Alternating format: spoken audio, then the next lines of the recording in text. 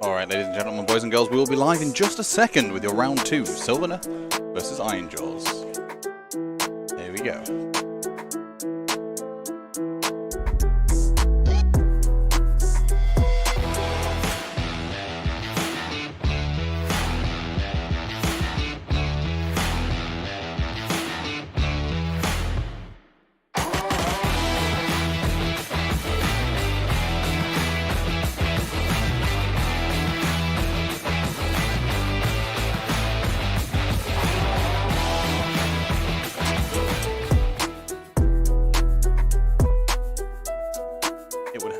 help if I turn that up, eh? And let me turn this back down. Hello, everybody. I hope you're doing really well. Thank you so much for joining me wherever you are in the world. My name is Ben. I am not with Mark Ward. Mark is there. Literally just there. I can see him. Hi, Mark. I just forgot to change the thing there. But we are here for game number 2 of Mancunian Carnage here, August 2022, if you are interested. Absolutely amazing event run by the wonderful Alex, who has posted an incredible image on Twitter of the back of his head. He literally has eyes in the back of his head, or on the back of his head, should I say now, which is pretty cool. We've just had lunch. Well, I've not. Mine's here.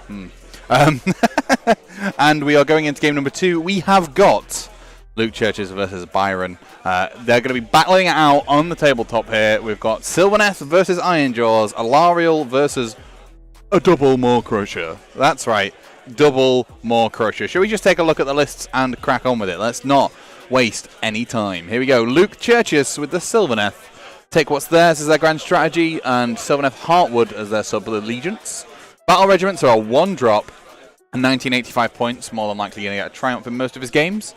Alariel the Everqueen taking up a fat 840 points there. It is a absolute mammoth amount of points there going over, which is just crazy. We've also got an Arch Revenant and a Warsong Revenant who has the Spellslinger command trait, Arcane Tome, so cast an extra spell, and the Dwellers Below being the Lore of the Deepwood. We will get onto that throughout the game. We have also got 6 Kurnoth Hunters with Kurnoth Great Bows for 460 points. Absolute massive investment of points there. We've then got 2 units of 5 Tree Revenants just to fill out the battle line nice and cheap. And then Chronomatic Cogs. So this is quite a small army list here for Luke, but Alariel can summon in 3 more Kurnoth Hunters and can do some crazy damage. Now over to Byron's list here, we've got the Ironjawz Iron Sons. We've got an Auric War Chanter with a Get 'em Beat. We've got a Mega Boss on Maw Crusher with the Big Chopper and Riptooth Fist. Master of the Weird as the command trait and an Arcane Tome. We've got a Smellion as the mount trait and a Basham Lads as the Lore of the Weird. I think that's +1 to wound, which is pretty cool. And then we've got an Auric War Chanter with Fixing Beat, an Auric Win of Shaman with the Great Big Hand of Gork, and another Mega Boss on Maw Crusher there with another Riptooth Fist.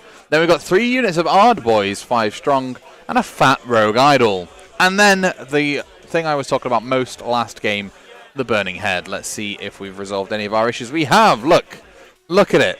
In all its splendor, all its glory. We have some absolutely gorgeous miniatures here from the players here on the tabletop. You can see Luke's Wildwoods there popping out. I think that's a GoPro there from Byron, who's going to be taking a look at all that sort of stuff for his channel over on Facehammer. And Russ do some cracking work there on Facehammer. And yeah, you are joined by myself, and we've got... Ignore the priority. Well, ignore the went first. The priority is in Luke's hands, but he hasn't decided to go first. I was just explaining to the players what was going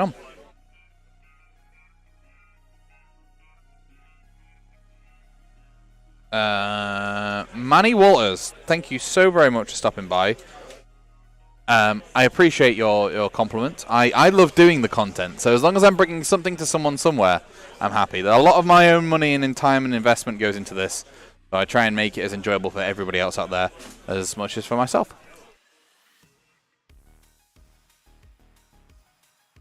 And I'm eating my lunch, so you know. Oh! Should we talk some stats while the players are busy doing that? Yeah, let's talk some stats.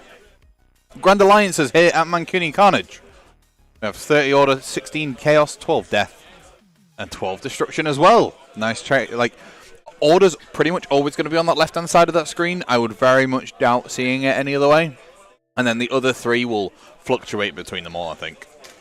Moving on to the faction breakdown, we have got Daughters of Cain repping up there at the top, and then Carriage-on Overlords to them right down at the bottom. Anything in red usually only has 1 represented. Yellows are the mid sort of represented tribes. And then you've got a massive amount of green there at the top. Ironjawz, Nighthaunt both repping 5 lists, and Stormcast Eternals and Skaven repping 4, I think. And then we move on to the factions not represented here at Carnage this weekend. Only 4 factions not represented, so there's quite a big turnout for everybody. In fact, can I fit Yeah, we can fit them all on there. Quite a few factions there not represented. Represented, and a very small amount not represented. Beast of Chaos, Tzeentch, Gloomspike Gitz, and Sons of Behemoth. Then moving through to the grand strategies, we can see that Take What's Theirs and No Place for the Weak taking a solid #1 spot.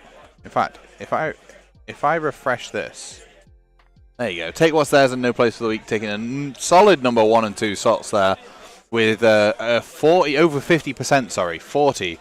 Over half the field. Ignore the number 40 total lists. I need to fix that. I don't know why it's like that. But yeah, they are taking up over half the field, which is crazy. A smattering of faction-specific ones, but a couple of shows of dominance, which is quite interesting. And most of the Daughters of Cain lists have taken Bloodthirsty Zealots, which makes a lot of sense. Andrew Hughes, not a single Nagash. Also, Hex Race, table 37. I've got your update. I'm sorry I had to end stream. I also had to go and queue up and eat and all sorts of stuff out. Table 37, last game, we had Hex Race versus KO. The Hex Race moved on to the center. The KO then tried to shoot them all off. I think they shot 15 of them off. And then it was like a really close game, a back and forth between the pair of them, not being able to hit with shooting, not being able to make death saves, and all that sort of stuff. And it came down to a very, very clutch Kharadron Overlords win. And of course the music stops as I stop talking.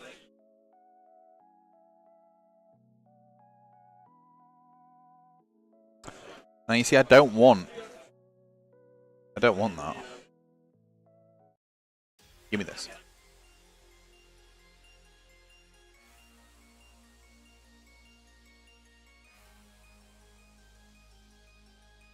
Cheeky War Chant are going down there. We will try and change the scenery between today and tomorrow.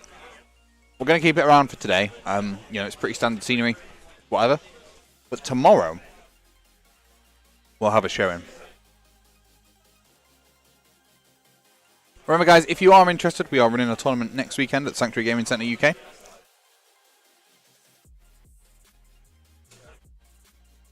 Tickets available from DicingDucks.com.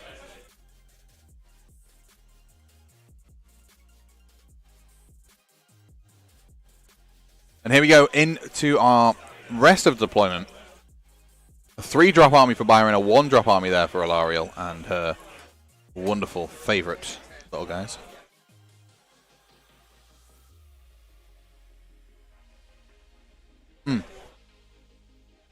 Going to leave it with the music and see if I can get some better shots of Alariel.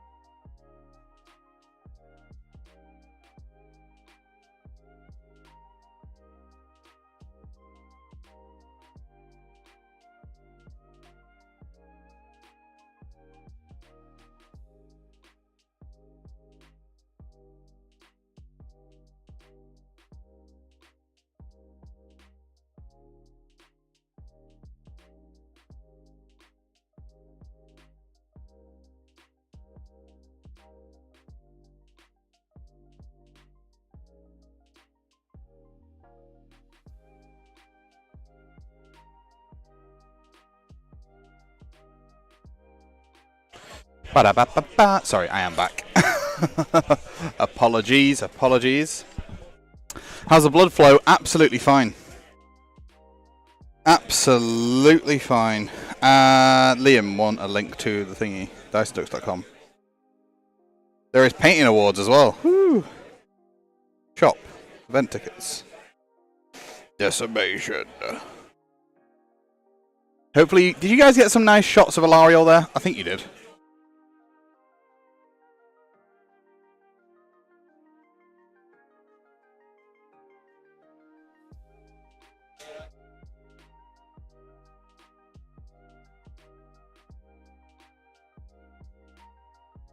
Liam, how do I not have you on Facebook? What is this nonsense?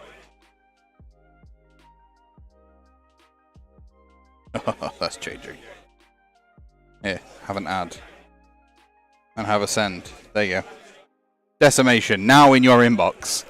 Anyway, apologies about that, chat. I wanted to go and get some nicer shots of the army, of the Sylvaneth there, because they are absolutely gorgeous. And Byron was busy setting up, so... I like how the Maw Crushers are pointed either way. That window at the very top is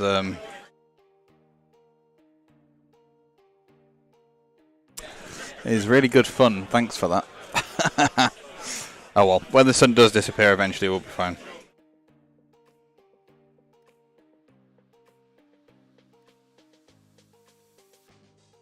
But I hope you're all doing great. We've got some really easy army lists to talk through here actually. You know, there's not a lot of models here on the tabletop at all. There's a lot of big moving pieces. You know, there's a massive block of 6 Colonel Hunters. Alariel's pretty huge. She'll summon another block of 3 probably. The Warsone's going to do some Mortal Wounds spam out there. And then you've got the Rogue Idol and the 2 more Crushers there for Byron. Now, Alex, our host, our generous host, did write this army list. Oh, I need to go and fix the top down. It is Manny. I need to go fix the top down. I'll be back in a second.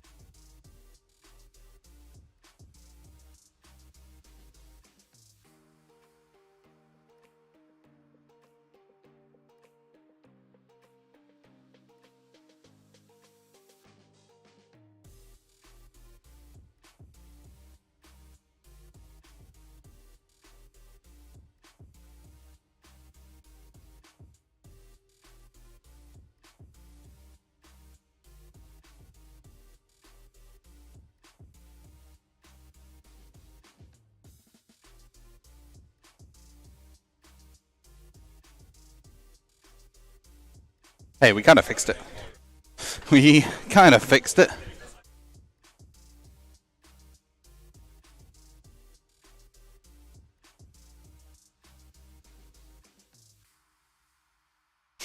Oh, it is a bit warm here today. Now I've been moving about. I don't have my fat man cooldown stance. Sorry, odd question. I know it's not really Warhammer coverage, and it hasn't got any longevity.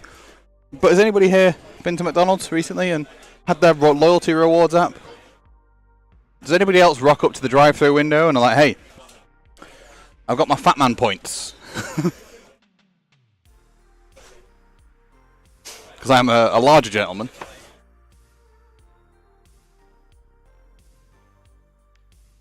Okay. Against the odds, pretty classic, makes sense.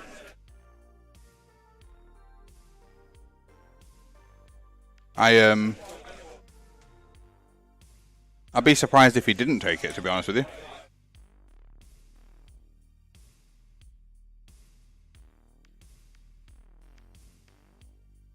Literally, how many screens have we got? 2, 4, 5, iPad 6. Oof. Waaagh. I'm sorry, what, Coraldon? Warm. Warm. Warm? It's warm. It is hot. It is well hot. If you what? Nope, roll wherever you want to. I don't care where you roll, just roll your dice. If you want to roll in the tray, roll in the tray. This is one of the things. I try and be as least invasive as I possibly can when I'm playing these games or streaming these games, because I know that you guys have a lot to process and to think about, right? And I just don't think there's any point in adding any more stress by going, you must roll here, you must roll that. Like, you know, I've got nothing against people that do that. That's fine. But I'm just saying I wouldn't personally. I try and do it so I interfere as little as possible. I just think it's fair.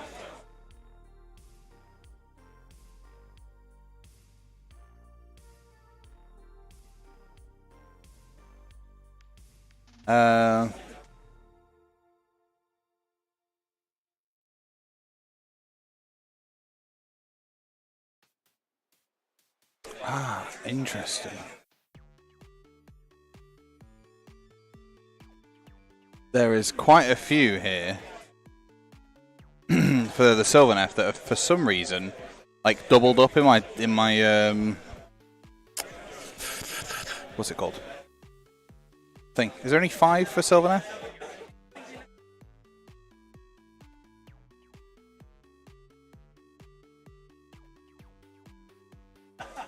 Brilliant. Right, 5 battle tactics disappeared. All gone, all sorted. Yeah, so against the odds there chosen for Luke, pretty standard. You know, we see them move on to the objective. He's summoned a Wildwood here so that, you know, he can make it a little bit more difficult. Who won the first game in the end? You'll have to go back and watch the VOD. It was Leo, but only just. Yeah, so we've seen another wood summoned here. Sylvaneth have the ability to teleport themselves through the woods and do all of that sort of nonsense. So what he's actually done here is summoned a wood. It's impassable, so it's pretty difficult for the... there's no landing for anything that flies on it. It's nice and dominating there in the center of the battlefield. And we're probably going to see the Kurnoth Hunters pop out and then go straight this way.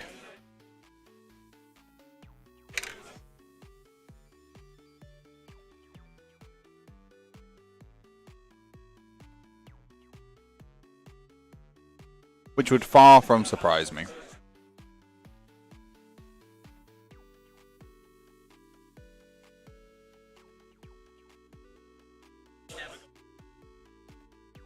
Oh, Andy and Liam going to try and take out my event next week.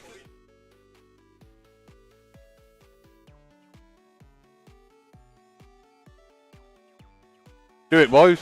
Do it.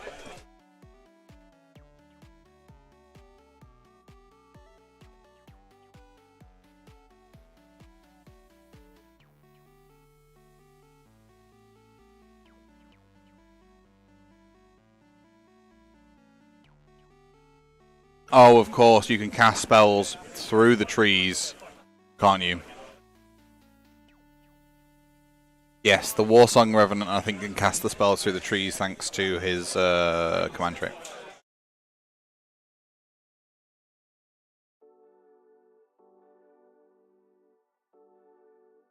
So many gosh darn purple suns.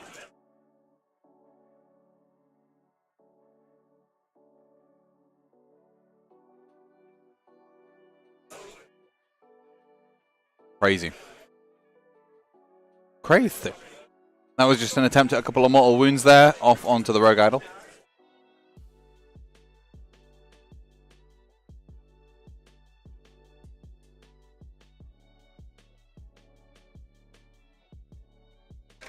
Spellslinger, that's the name of the trait. I couldn't remember the name of the trait, but it is Spellslinger, yeah.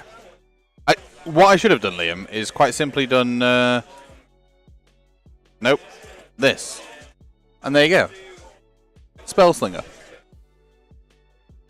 It's on his list. I should have known. I should have known.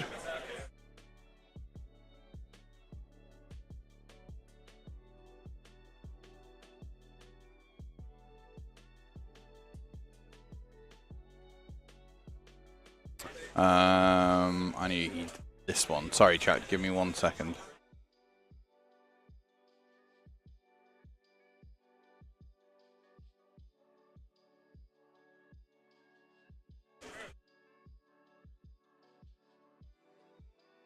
My player audio isn't working, so I can't quite hear what they're saying.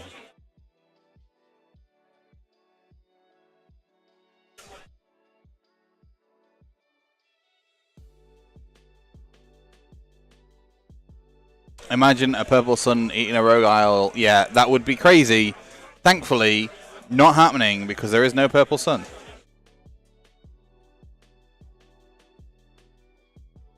There is absolutely no purple sun in this list, or Byron's list, which is nice. And it has put me on a little bit of a back foot with my prediction, because I would predict that we would see a minimum of 4 purple suns on stream.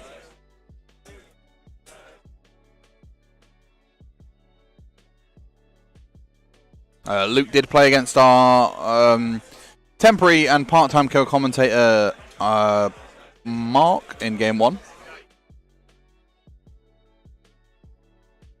Dwellers below, pick an enemy unit within range, roll a number of dice. Oh god, it's a range of 12? Jesus.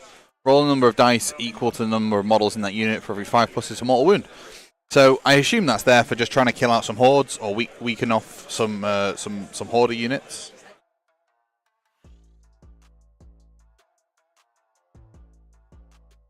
I thought the war song knew everything.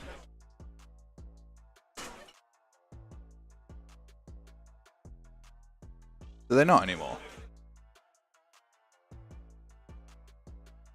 Well, I assume they don't. Cast 2 and bind 2 is huge.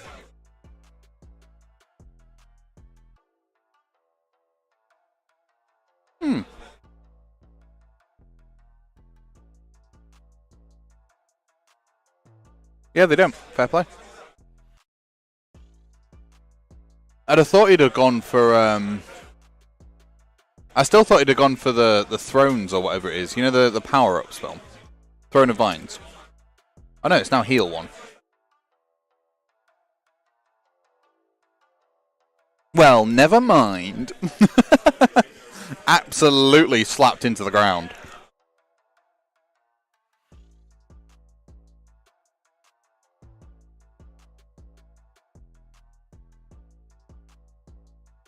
Still a 2-cast wizard, though. Very reasonable. Yep, 3 cast with the tome.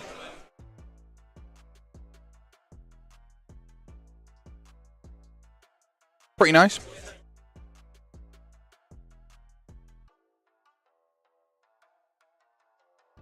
Oh, I like it when players use nice readable dice.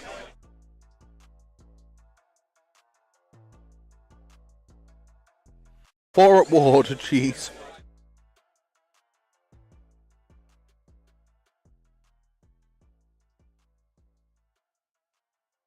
Yeah, it has changed to the heal, which is a shame. But if you are a Sylvaneth wizard, I think you still get +1 to cast for every when you're next to a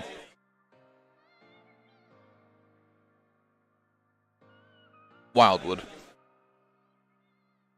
I think the concept behind him being nerfed here, Liam, is if you would have left the Throne of Vines as it was and still did all the changes, then he would be auto-take insanely good. Like, you just take another wizard to cast trees everywhere, and then you still power him up.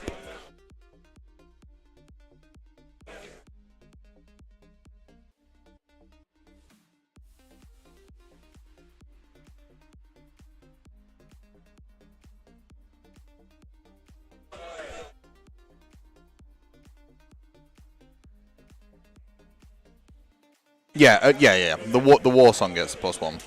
Does Ariel not get it as well?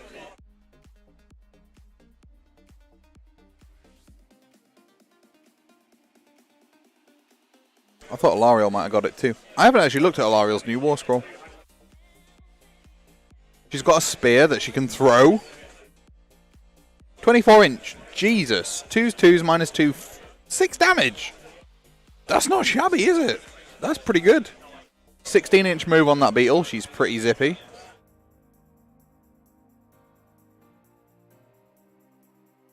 $20 damage potential from the horns, which is really nice.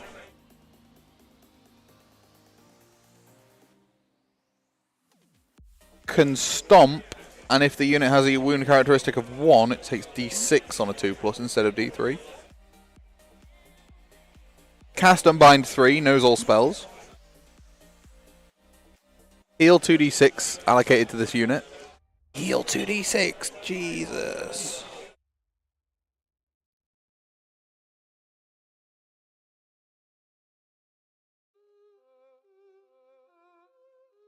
Hang on a minute. Whoa, whoa, whoa, whoa, whoa. Life Bloom. In your hero phase, you can heal 2d6 wounds allocated to this model. Sure. In addition, once per battle, at the end of your hero phase, if this unit has been destroyed, you can roll a dice and add the number of the current battle round. On a 6-up, set it back up. Wholly in 12 of an overgrown terrain feature, and 9 away from enemy units with 8 wounds allocated to it. Jesus. So she could potentially be 24 wounds.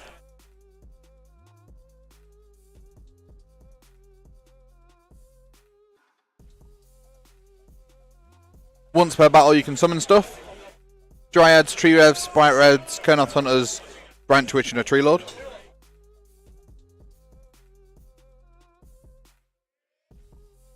Shoot and charge after retreating. God, I kind of want to pick up an Alariel now.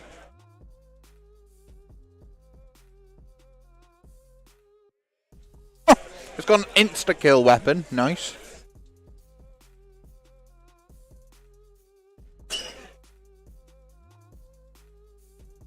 Then her spells. Cast of 7.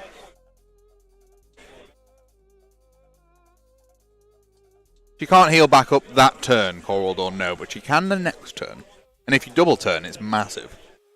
Okay, Metamorphosis is a spell that has a casting value of 7, and a range of 16 inches. If successfully cast, pick an enemy unit within range and visible to the caster. And roll a number of dice equal to the casting roll. For each 3+, they take a mortal wound. If a unit is destroyed by a mortal wound caused by this spell, before removing the last model in that unit, you can set up a Wildwood consisting of 1 scenery piece, wholly within 12 of that model, and more than 3 away from models, terrain, and objectives. You know, just literally turn a unit into a tree.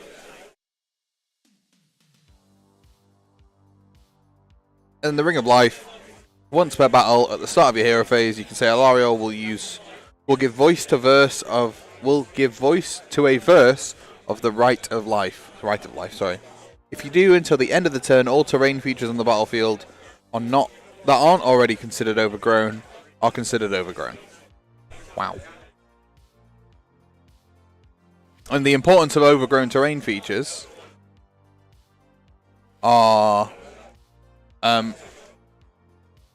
you pick 3 terrain features on the battlefield that are wholly outside the enemy territory. They are classed as as overgrown, which are the green markers in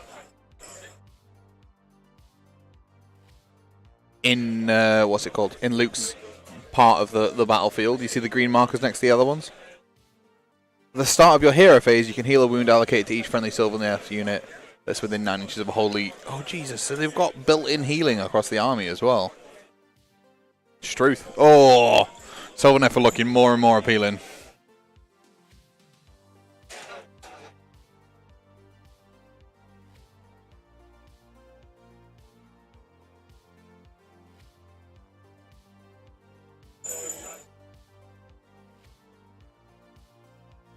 That's crazy. Wow, I kind of want a lot. The thing is, how many monies is Alariel? Isn't she like 90 odd quid or something? She 90 quid? 100 quid?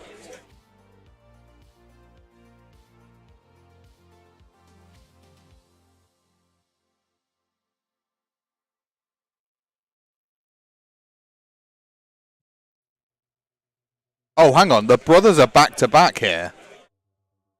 Oh, hello. Keep it in the family. All about the healing. Yeah, there's a lot of healing across there. Alariel.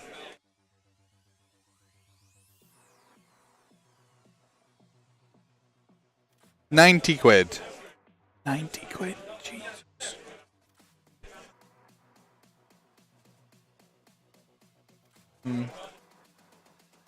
Like 63 quid with 30% off at like Wayland or something stupid like that. I'm sure I could find it somewhere. So we've seen, you know, hold 1, hold 2 from Luke. Pretty standard. No hold more, which is fine. No pillaging, which is fine.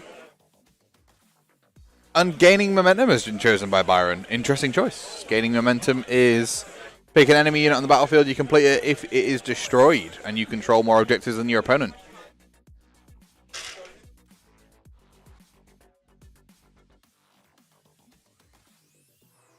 Stunning model indeed. If you guys want to help support the channel... No, I'm joking.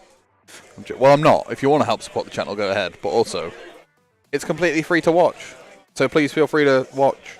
And it's free to watch back as well. We're currently aiming for 1,000 subscribers here on the channel and 4,000 hours of watch time. Because that means we can then monetize our videos, which means we can actually earn a teeny tiny little bit of money from YouTube adverts. But we can introduce memberships rather than having to use something like Patreon.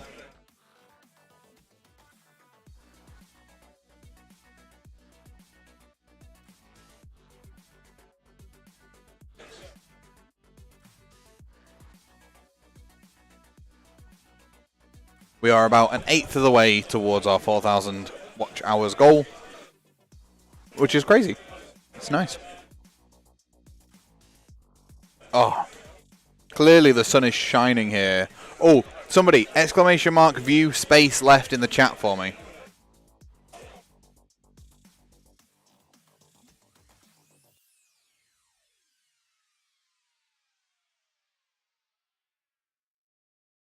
Change that camera angle. We're going to have a second commentator join us for Game 3, I think. Moog, our usual co-commentator, has finally finished his... I think it's his weekend to work, so... He'll be joining me here for Game number 3. And it'll be wonderful. Thank you very much, Coral Dawn. I need to add a sound effect in, don't I? Look at that. Look at that beautiful looking army. It's gorgeous, isn't it? Absolutely gorgeous. Wonderfully well done.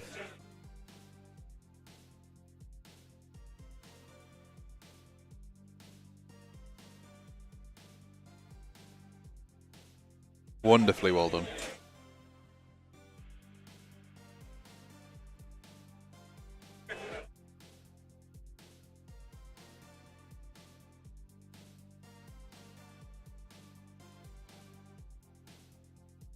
It's just gorgeous, isn't it?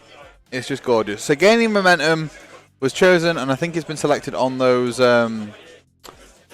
tree revs that we can see just there. Might as well choose it and then go for it.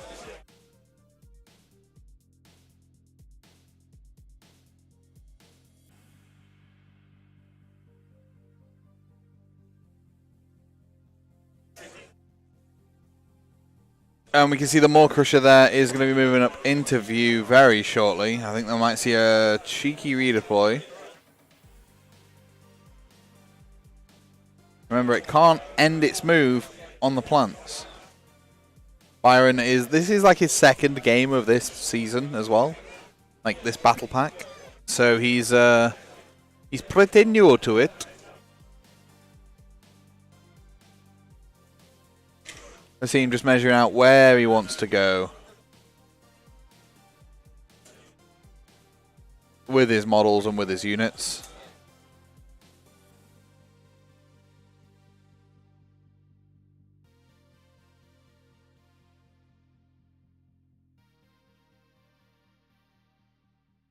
Luke just moving the terrain out of the way just to be helpful so that it doesn't have to balance any models. Byron full sending it here, going into turn 2. There's a screen available and 3 Kernoth Hunters summoned. Luke can just sit down. Luke can just sit down and wait and be patient. You know, he's giving up. Okay, he's giving up hold 1, hold 2, hold more. Sure, whatever. That's not a problem. It's a 5-turn game. What he's looking at here is he's looking at a screen that he's got wonderfully caged here, and then he's got a Lariel, 6 Kurnoth Hunters, another unit of 3 Kurnoth Hunters there that are just going to be waiting before they can pounce on whatever comes into them. So the worst that happens for Byron, for Luke, is the Maw Crusher is going to get in and just do some damage, right? I think that was a hero phase move as well, wasn't it? Yeah, that was a hero phase move.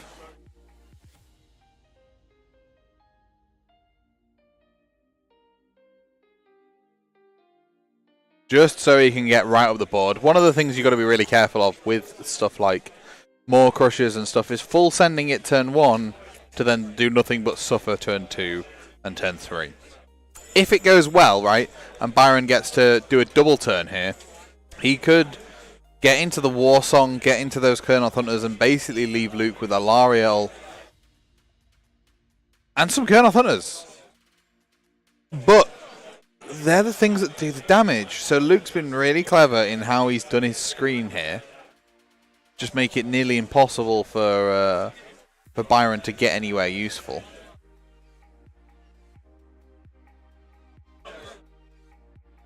But we are seeing backer base to backer base. You might need to rotate the rogue. Yeah. Oh, I love it when players do this, helping each other out. Proper full send with the Mighty Destroyers there early on. And you might as well, if you shoot from a War Boss, up to 3 units can move. So you might as well do it with 2 more Crushers and a Rogue Idol. Now this list apparently is what Alex wrote, I believe, for Byron. Alex, did you write Byron's list? You had a hand in it. Right, okay. He wrote his original list, but it's evolved since then. Players with the dinner plate there to be able to see where things can actually sit with those bases, because they are nasty. And then, you know,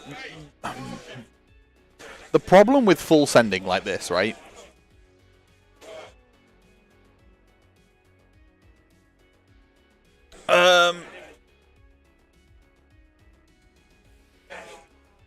What's that for? Sorry, Ash? I haven't played the new Sylvaneth yet, unfortunately.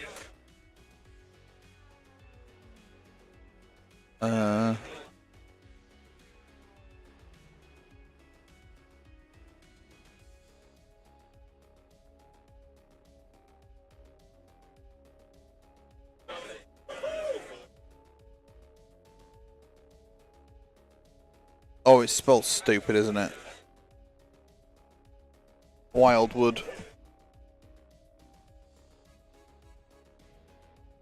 I'm having a cheeky look. There are 47 mentions of the word Wildwood.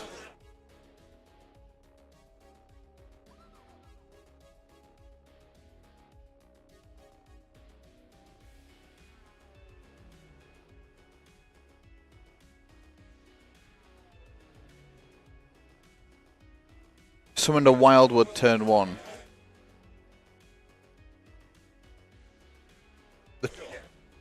I'm so confused. Which rule are we talking about here? Verdant Blessing?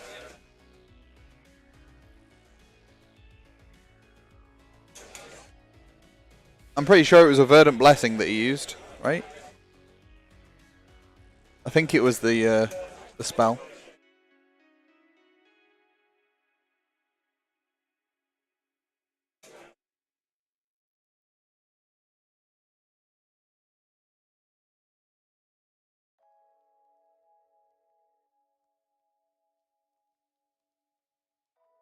Basically, lots of trees.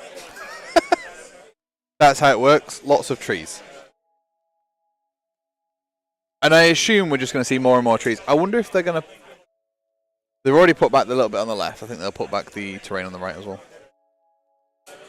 Need at least 9 trees. When you say 9 trees, Liam, do you mean 9 pieces, or do you mean 9 actual, like, packets of trees?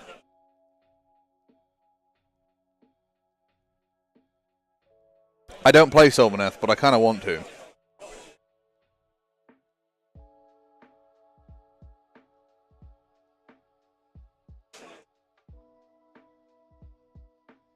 I do like them. They are pretty. I've always wanted a Sylvaneth army. Look at this. Look at this. Cheeky Rogue Idol. 2 more Crushers.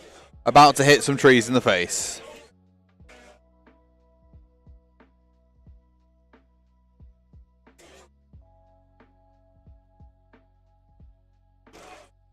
Oh, so you can summon... Wait, you can summon 1 tree or a group of 2 or 3 as long as they're touching and 3 inches away from every enemy. So that's 1 tree, right? You got the spell that you can summon a piece of tree. And then you got a tree that you start with. Oh my god. How much are Wildwoods? Are they like 60 quid?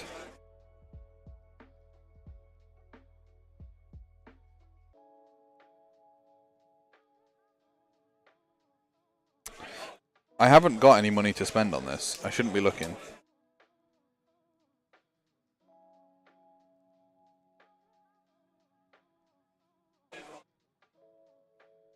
£97.50 if you buy the bundle of 9 trees, which are out of stock.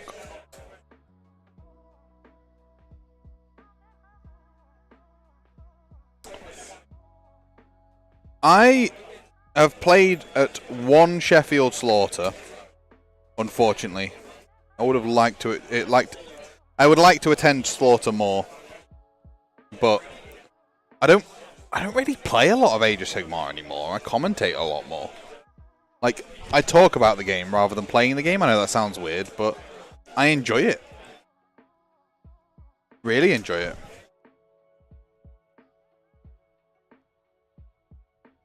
Byron got a couple of charges off with the Maw Crusher. Oh no, sorry, that was another Mighty Destroyers now. Going into those Kernoth Hunters, I think he'll lift those 3 pretty quickly.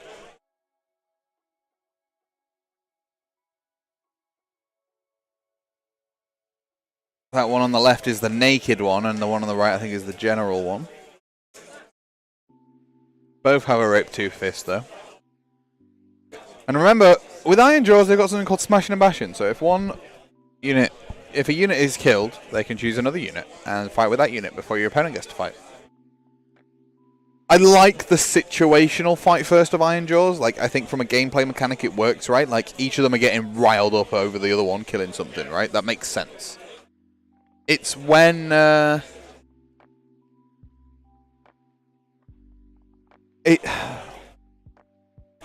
it's when you've got things like Ironjawz, which can fight first everything on a turn with no condition. I mean, I guess the condition's turn 3 or turn 2, right? But I don't like that. I like the fact that you have to have achieved something to then be rewarded by doing something else. Does that make sense?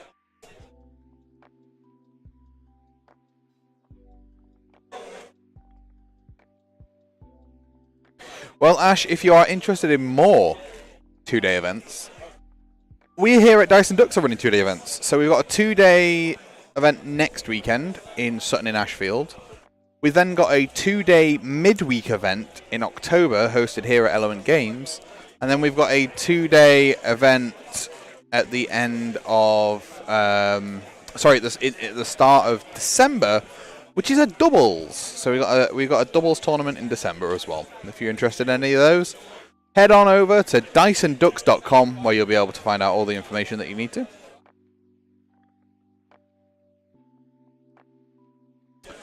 We're definitely going to be getting hold 1, hold 2, hold more here for Byron. If he manages to double turn here into Luke, I can fully expect that unit of boys in the top right will walk right down onto that objective and burn it, considering we are playing the Silk I've realised I've not talked about the mission. I am so very sorry, team. Silk Steel Nests. So this one is an 8 objective mission, obviously, as we can see with the 8 rings there on the tabletop. When are GW going to start making things that don't require you to remove objectives, right? They know everybody uses these rings. Cool. Nope, that's went back down. Silk Steel Nests. Here we go. Hold 1, hold 2, hold more. And if you you can do something called pillage an objective. And what you can do is from the second battle round onwards, after you score victory points, you can pillage an objective that you control that is wholly within your opponent's territory and within 1 inch of a friendly unit. If you do so, score an additional victory point. You cannot pillage more than 1 objective this turn. After an objective has been pillaged, before it is removed from play, the player whose turn is taking place must roll 2d6 for each unit within 9 inches of the pillage objective. If it's equal to or lower than their bravery, take d3 mortal wounds. Youch. Now the Warsong Revenant does buff the bravery of the rest of it, but unfortunately Ironjawz are dumb but not brave. That's the, I think, right? That's a fair accusation. Dumb but not brave. Adam Mumford, how we doing, man? Welcome on in. Luke's got this team lit for life. Honestly, when he walked in this morning in his shirt, I'm like, Jesus, you're not going to be able to miss you, are you? The answer to that question is quite simply, no, you can't miss him. But I love the representation. Luke, we had, in fact, we've had both of our doubles opponents on stream that I played against now. We had Dan in game 1, we've got Luke game 2. Both of these handed Maya and Moog's ass to us when we were playing the Warhammer World doubles a little bit ago.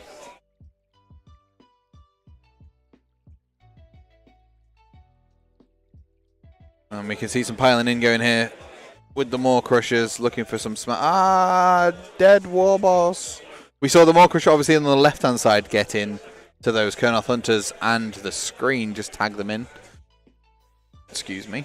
And then we've also got the Rogue Idol and the other Maw Crusher there. I'd have probably gone with this Rogue Idol first, maybe see if I could kill those, then pile in with the Maw Crusher into the War Song. Well, no. Rogue Idol into the little boys, Maw Crusher into the Kernoths, and then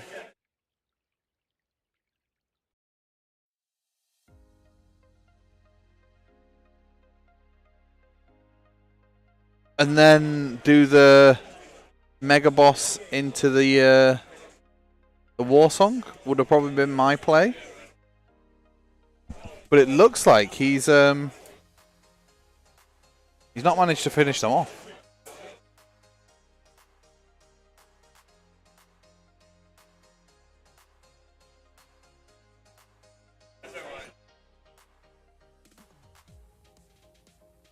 Interesting. I think there's one left. I think he only did 4 damage to them. Oh, no, they were impact hits, right? Gotta have been. Gotta have been, surely.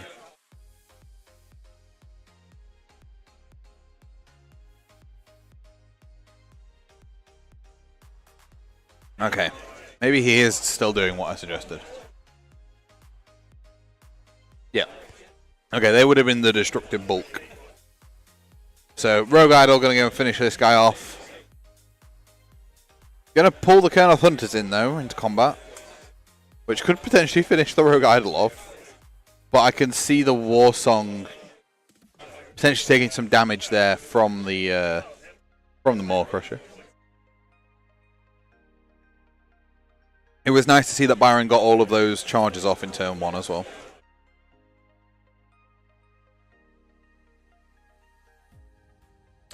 I assume Luke does know that, Liam, yeah.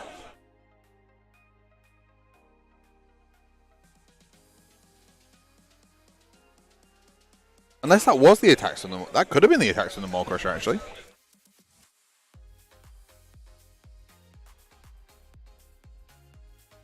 Luke is pretty proficient with the army.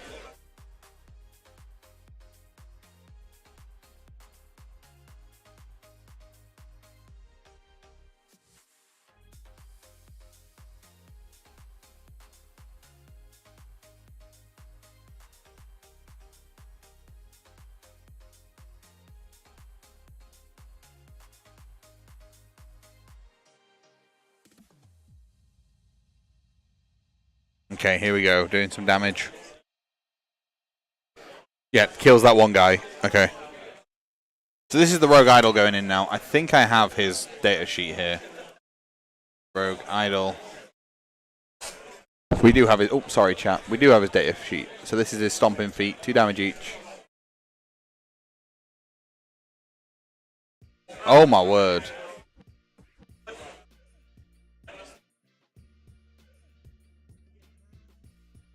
No, he did 7 Stomping Feet and the 2 Boulder Fists into the Kurnoths. Are they on a 2-up save?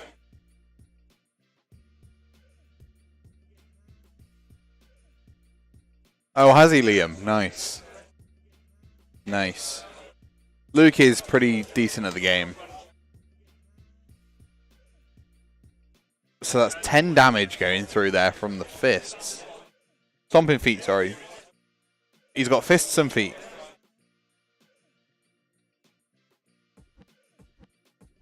If that's into the... Yeah, that is into the Kurnoth Hunters. We've seen 3 Kurnoth Hunters removed from the battlefield there. Holy smokes. Then do we smash and bash? I think we smash and bash here, right? Yeah, we do, we do. Nice. This... Here we go. Let's have a look at the Mancunian's capability to smash and bash. To kill stuff, right?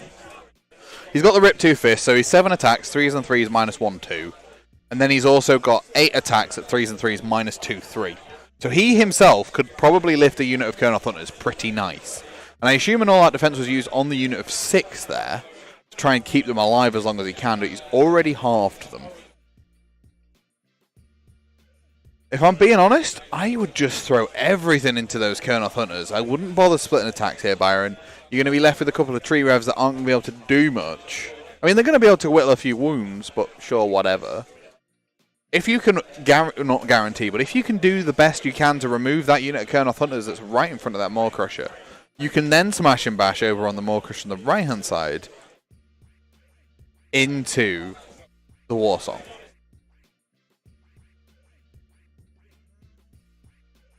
A double here, Liam, would be devastating for Luke. Imagine you've lost 3 Kurnoth Hunters already. In fact, do you know what? If a double happens, Byron doesn't actually need to move any of the woods or anything. The Hunters will be on a 2... No, not these ones here. These won't be, right? The ones inside will, but he's still lifted 3 of them with the Rogue Idol. But the ones outside will be outside. Won't be in cover, sorry. Right?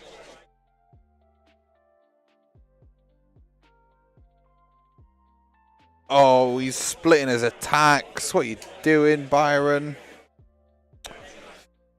You go full send. If you're gonna full send it like this, I mean, you kind of got to hope for the.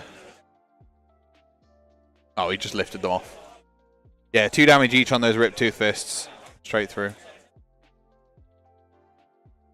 And then these are the slappy dappy fists and tail into the unit. I mean, maybe I was wrong. Maybe you should have split. Maybe you did right. Manny thinks it was a mistake to let Ironjawz go second. I think in the current meta... Oh, he lifted the... Jesus Christ! What is happening? Oh my god. Actually getting lifted off the table. I think going second is always dangerous, right?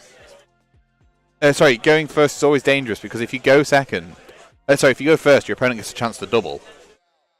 Oh, I didn't think we expected to lose 3 Kurnoths in the middle. The 3 Kurnoths off to the left-hand side. That he'd summoned in, and the screens before this Maw Crusher is now going to go and slap that Warsong in the face. This could be a turn 2 devastation. I mean, if Alariel gets to play the game... Not yet. It's not done yet. The priority is the important bit. Yeah. Holy smokes. Both of these armies are gorgeous, though, by the way. Okay, so we're seeing the attacks. Jesus. Byron is going to take off half his army in one turn. To say this is his second game of Age of Sigmar, he's rolling bloody hot. So 2 past. I think that's... You got a 4-up ward on the War Song, though. Keep him alive a little bit. The thing is, right, you know, you're a 1-drop. You know you're going second. What do? You deploy right at the back of the board. You make Byron go first. Sure, you're getting hold 1, hold 2, hold more, and your battle tactic. But you're playing a 5-turn game. Then you've got the option to tackle it. Potentially double the Kurnos into... Oh, and the War Song lifted turn 1. Bleeding heck.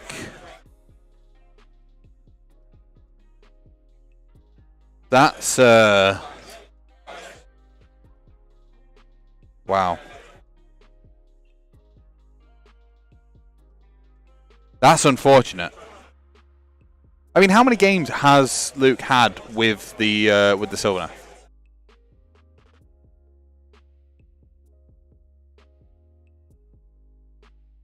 Hold 1, hold 2, hold more. Battle tactic.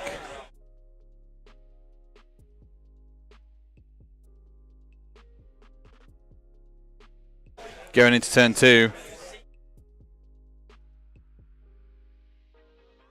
And that's pretty...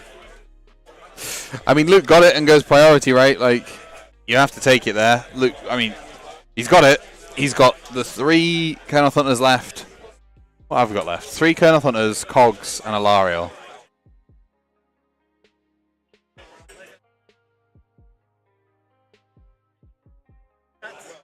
Jesus. I mean, to be fair, right? There's an hour and 54 minutes left. It's not over till the fat lady sings. And Alariel's not fat. I don't really know if she's a lady. She's more of a monster.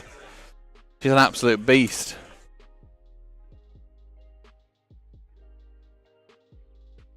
I think she has the capability, if spikes happen, to go all the way.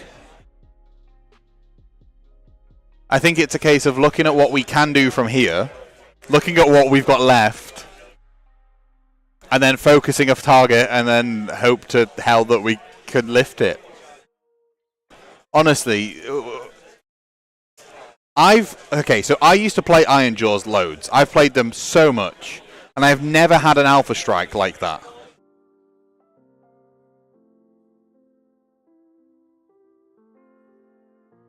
Never.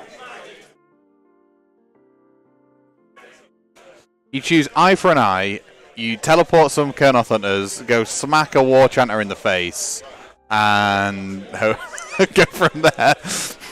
Like, I'm trying to think of what we can pull back points-wise here. And ultimately, I mean, the problem with the Ironjawz list is it's so damn fast, like, in terms of being able to hero phase move and do it with multiple units, especially when you've got this sort of roaming 3-monster castle of mayhem and horrificness.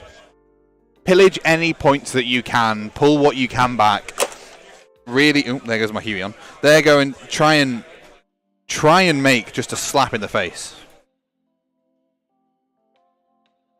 Or go balls to the walls, put Alariel into 2 units, split her horn attacks, and hope for a double kill. Because if you wound if you wound models with her horns, you roll a dice, and on a 6, it's just removed. So she's like the original Purple Sun. Basically. But Luke's been thinking about what he can do here, what points he can get back. Jesus, that was a devastating turn 1 by Byron. Devastating turn 1.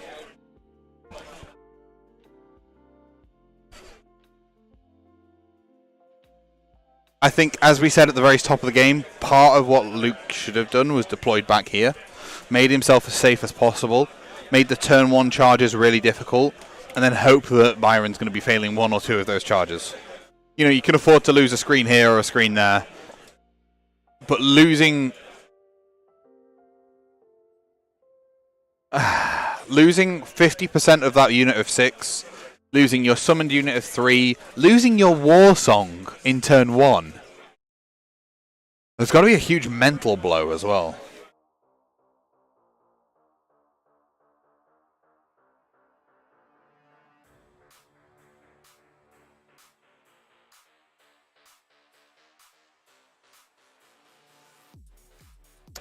I blame Alex for choosing this matchup. It's all his fault. He can't hear me. He can't hear me.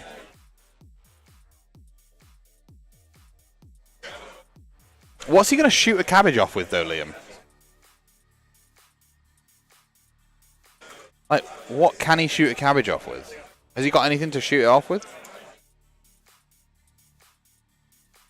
Yep, the Everqueen summoned 3 Kurnoth Hunters, which the Maw Crusher on the left-hand side went through like curry through a toddler.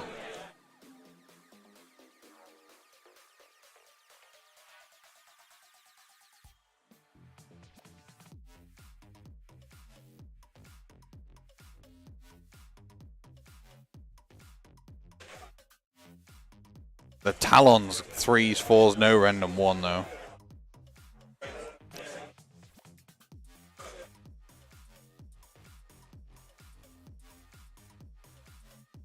Four bows. Liam. My dude. That unit of 6 ain't bows. I'm pretty sure it was scythes. Oh no, they were bows. They were bows. Never mind. They were bows.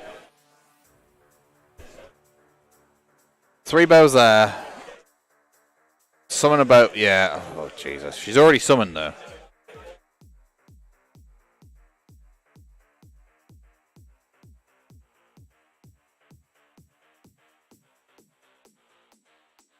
Fours, 3s, -1, 2 damage, 2 attacks each.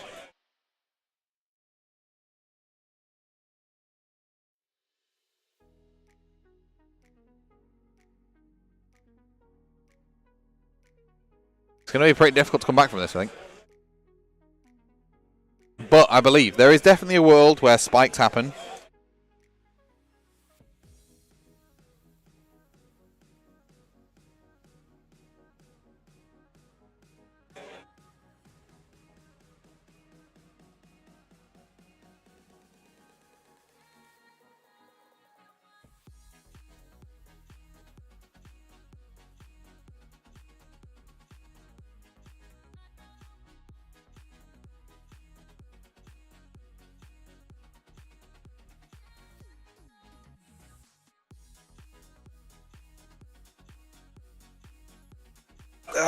Will be 3-3 as he's Heartwood. Oh, I see. This is the problem. I've not had chance to look through the. I've not had chance to look through the book, so I don't even know what the glades do anymore. Is Heartwood the Kurnoth Hunter the ones? After deployment of first, you pick 3 different enemy units on the battlefield to be the quarry. Add 1 to hit rolls. Okay, cool. So you're choosing the 3 big things, right?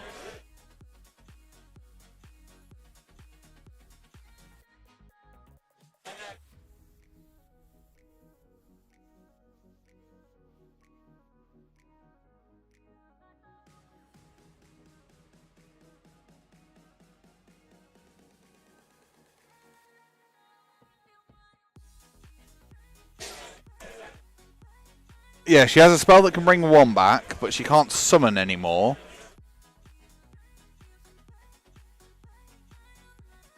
I think Liam's, yeah, he's just summoning that tree.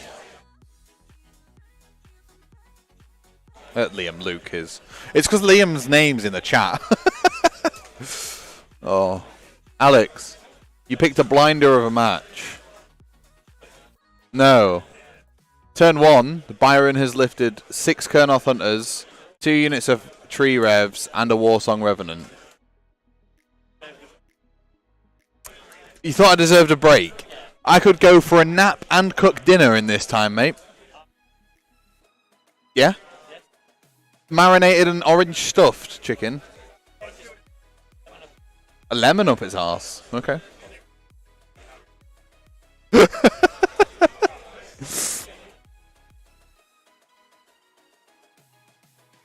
He should have. If he hasn't, I'll be having words.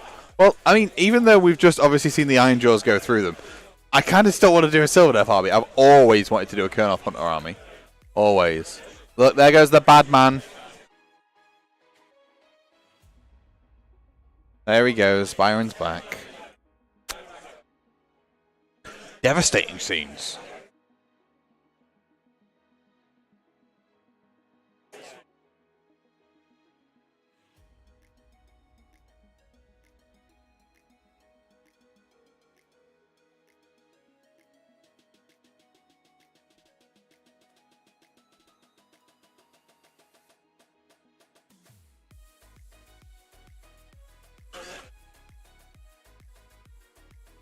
Interesting. So I wonder what Luke's plan here is. Summon that tree.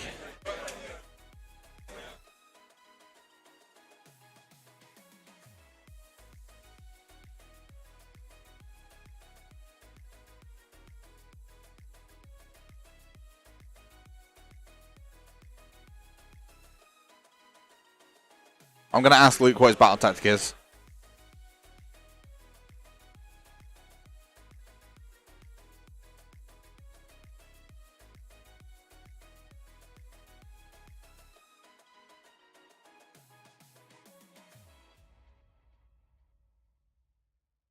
Thank you, sir. Oh, Desecrate. Lovely. Hey, you got to love terrain. Oh, interesting. How does Desecrate work in this mission with summon terrain? Sorry, not this mission, but I guess you just summon the terrain if it's wholly in part of... Is it? Can it be faction terrain? Desecrate their lands. Yeah, pick a terrain or faction terrain feature. So you can just... Because, like, in this particular mission, it's half the map. You can summon... you could summon a tree 50%. Oh no, my eye! No! Oh, jeez, I've damaged my glasses. Oops.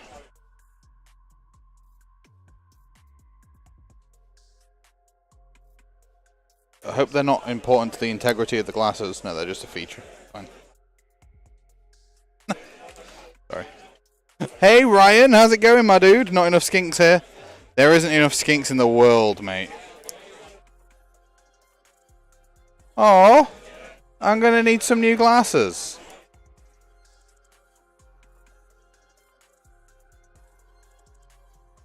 That is a shame.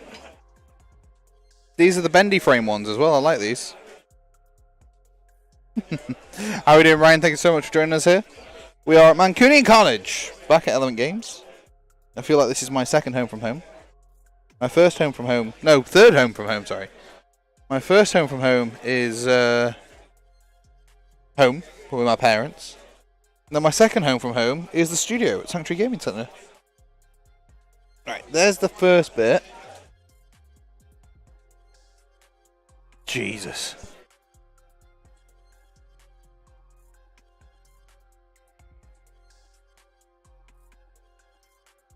Thank you very much, Ryan. I appreciate it. We have got a wonderful set of armies here, battling it out. We saw a massively devastating turn one here from Byron, going into Luke.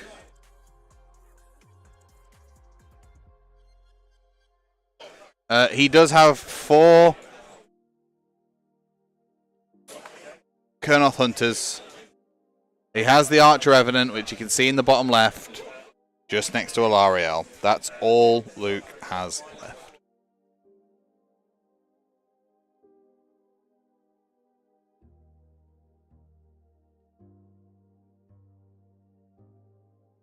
That is what we are rocking left on this battlefield here for Luke.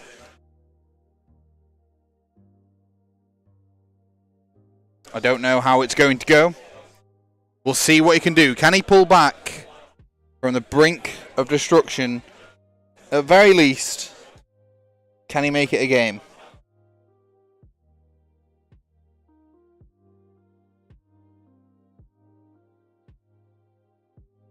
Can he make it close and able? There is definitely a chance. Spiked dice can happen.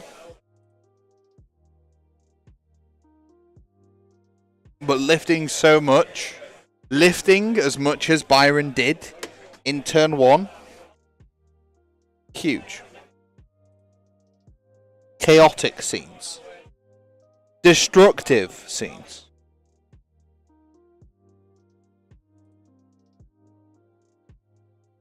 And this was all before Luke even got a chance to do anything, unfortunately. Now it's on him to bring it... Excuse me. Now it's on him to bring it back. I've definitely had games like this, though. A simple hold 1 and a battle tactic done. Desecrate. Simple. Very simple turn from Luke. That is it. That's it. Over into Byron's turn 2. Get as far away as possible. I imagine we'll see a Mighty Destroyers. I imagine we'll see some flying over and another Rogue Idol, and it'll be rinse and repeat. And then Alariel's going to be taking a Rogue Idol and a more Crusher to the face. I've lost part of my glasses. I'm very sad. Oh, I've lost 2 parts of my glasses. I'm even sadder. Oh well. I had to take the googly eyes off. They broke my glasses.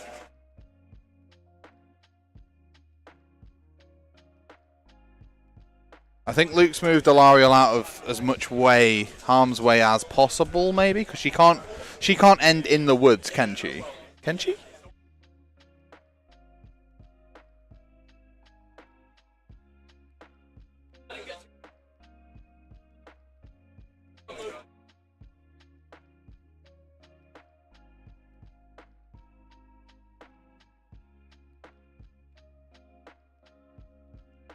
Thinking maybe you should have gone and try and kill the carriage. She can fight and fade through the woods. That is a very good point.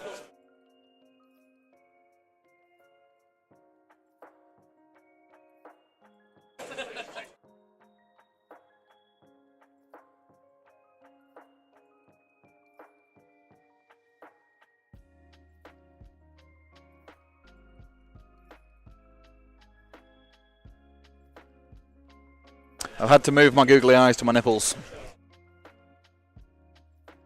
Which is fair. Yeah, so we're just looking at getting beats and stuff on them. I mean, they were fully buffed up. There was war beats going off on them and stuff, but... Spells...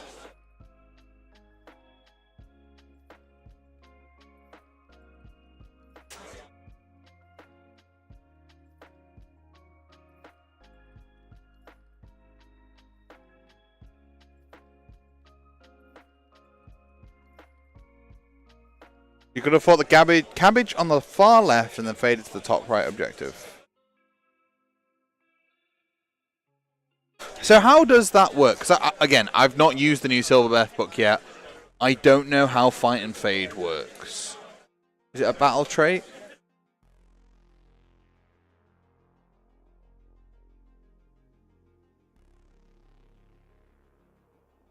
Strike and fade.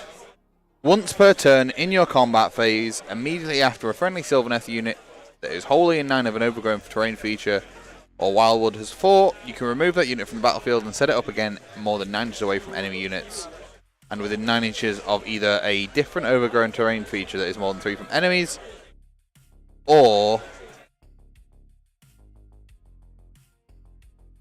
from all enemy, 3 inches from all enemy units, or from a different friendly wildwood. Okay, so you fight, and then the moment you fought, one of those models, one of those units, sorry, can just teleport.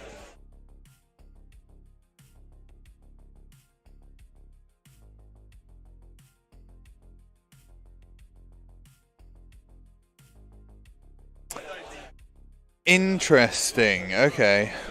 Okay.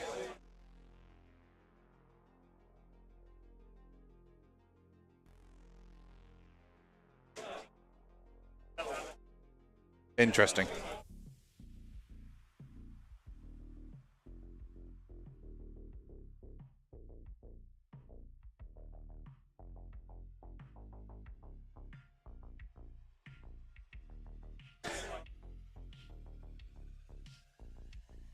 Of course. It's fine. What have we got?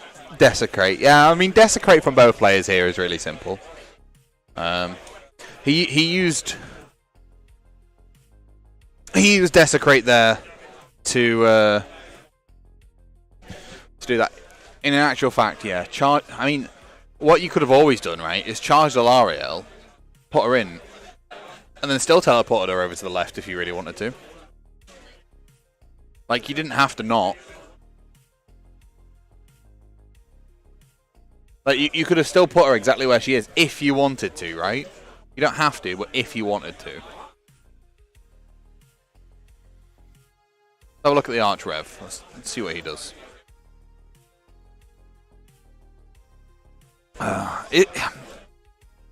I'm a different player to what I used to be, right? Because I've stopped looking at the attacks first. I'm looking at the abilities first. Add 1 to wound rolls made by Kurnoth Hunters. Jeez. So your Heartwood, so you're +1 against your quarries to hit, and you're +1 to wound, so you're 3s and 2s.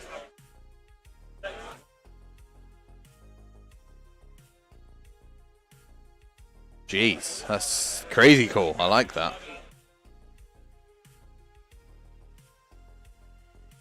Oh wow, you can add 1 to attacks for Sylvaneth units as well? Holy smokes.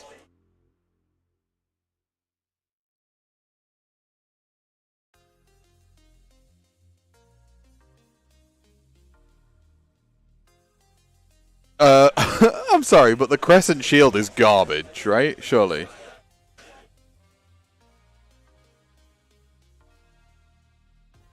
I say garbage. The choice is dumb, right? At the start of the combat phase, you must say if this is adopting a defensive or an aggressive stance. If it's defensive, it has a 4-up ward. If it's adopting an aggressive stance, add 1 to the 1 damage attack.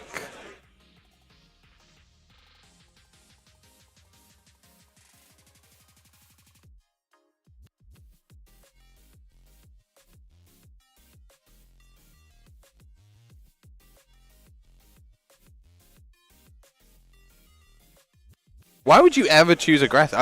I guess if you need that 1 wound and you've got no, like, fear of death, right? Fear no man kind of thing. You are correct, Liam.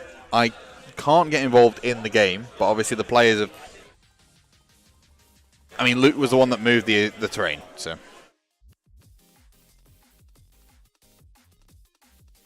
Could do with a turn here of nothing but failures on the charges.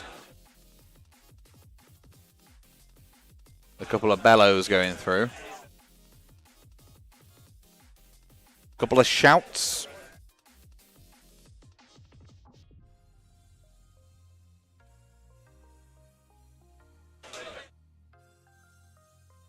Maybe Luke's playing the long game. Maybe. Maybe. He's playing the game where he's trying to pull Byron to this bottom left-hand side of the screen so that he can basically teleport his whole army off to the top right. Then be done with it.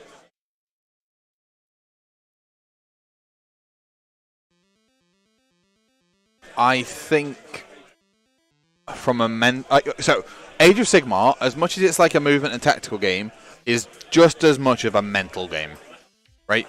It's just as much about having the capability to be mentally stalwart and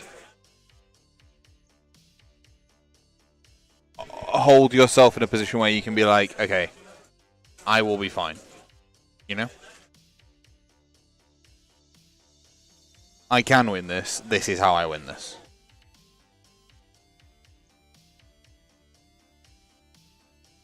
And it can be really, really difficult. And I've been in both the driver's seat and the passenger seat of the mental slip of being like, yeah, okay, I'm done.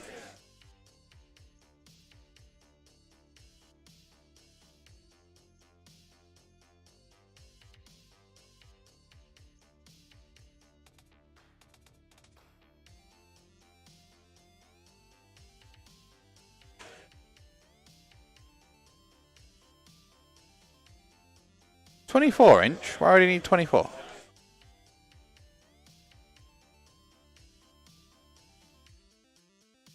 I think, Liam, that very could possibly be it. I think he Byron nipped to get a drink at the end of his turn, and Luke's face to me was he just looked at me and said, "It's over."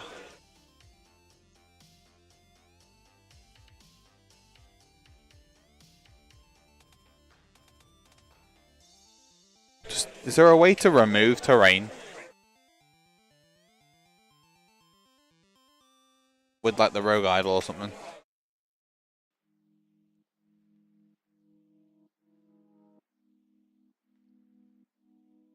No.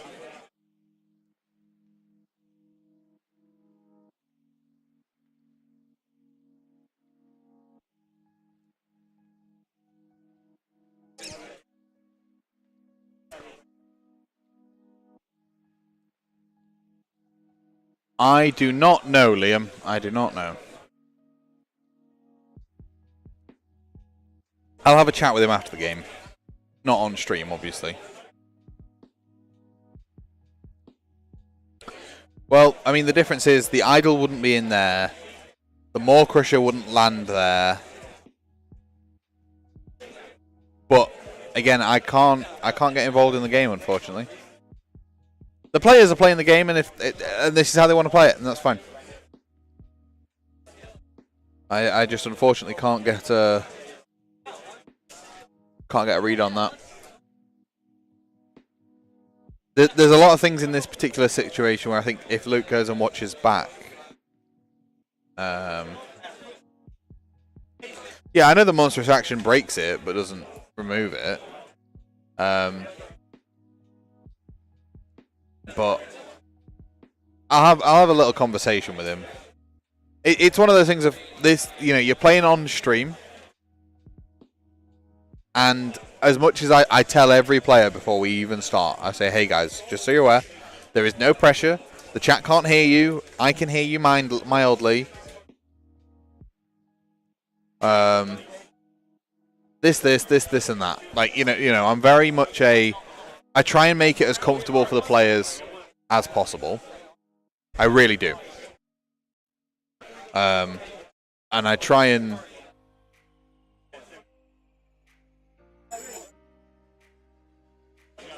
not interact or interrupt with them, because they don't have to be streamed. Nobody has to, like, I don't have to do this for you guys. I do it so you guys can watch some Warhammer, right? Maybe learn some stuff, maybe learn to not do some stuff. Pretty simple.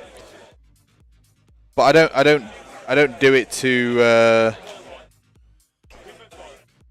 try and pull people out or pull people up or whatever. I just try and see it as a learning exercise.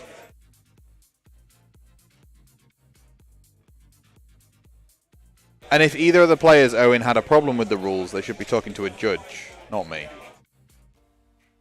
Like, I admit it's being played wrong, and that's, you know, I can't. I'm not interacting. I'd love to be able to sit there and not coach them through the game, but, you know, be like, hey guys, you're doing this wrong. You're doing this wrong. But after the game, I will then have a conversation with the players. I just can't I can't. I mean, it's only round 2, but still, it's a tournament.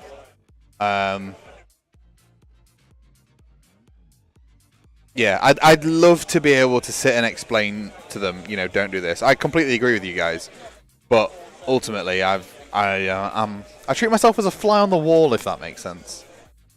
Which is unfortunate sometimes, because we see good players fall at the hands of either bad mental state once they've lost loads.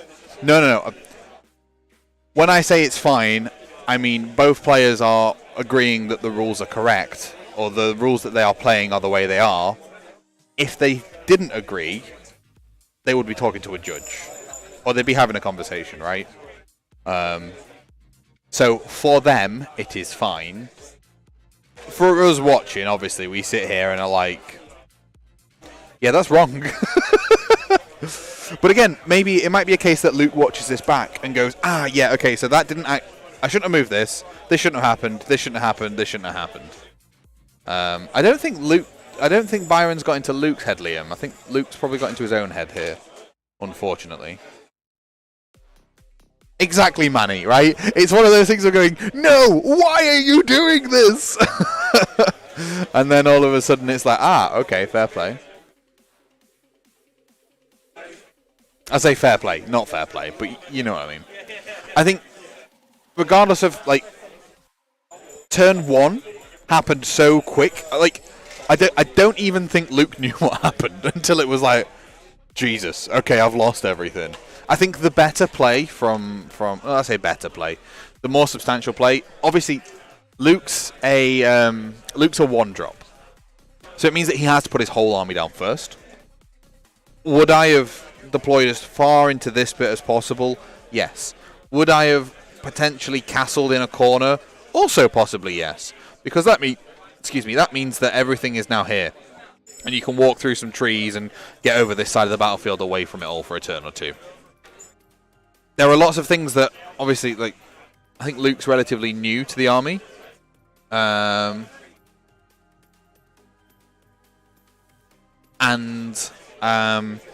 think it's all about learning stuff. And the best place to learn, for me, personally, I'm not saying it's the best place to learn for everybody, but the best place to learn for me is at a tournament.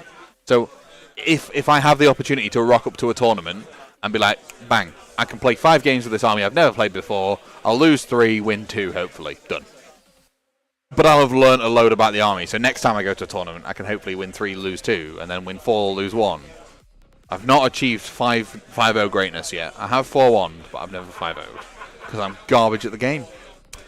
Yeah, I'm talking to all you lovely people at home about it. So thank you very much for stopping by. This is round number 2 of the Mancunian Carnage here at Element Games.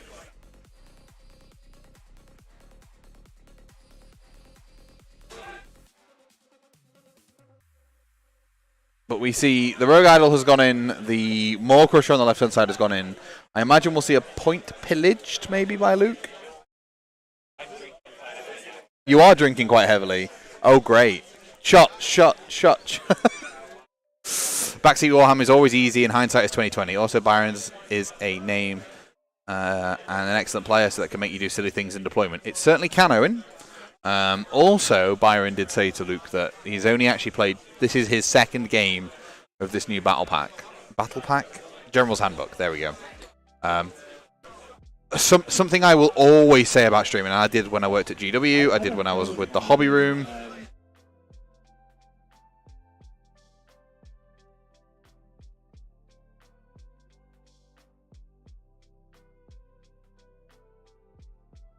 Sorry. Being able to sit here and watch from the different angles that we've got on the game, and watch from the ability to not have to think about the game as we're there, is huge. Like, we have time to process, cool, which way does that go? Does it go this way? If it does, what happens here, what happens there, yada, yada, yada, and you move on. When you're actually playing the game, you see it from a very different angle. You see it from a point of, you know, oh, can this do this? Can this do this? Can this do this? All that sort of stuff. Well, yeah, of course, Owen. Like, that's great. Oh, Jesus, they filled that in quick. I was talking to you guys. I didn't even get a chance to have a look at what was going on. So, hold 1, hold 2, hold more from Byron. He didn't burn the point.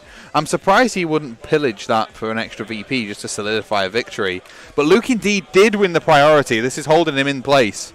He's only 3 points behind. I mean, it's reasonable. Alariel's in combat. She's taken about 8 wounds.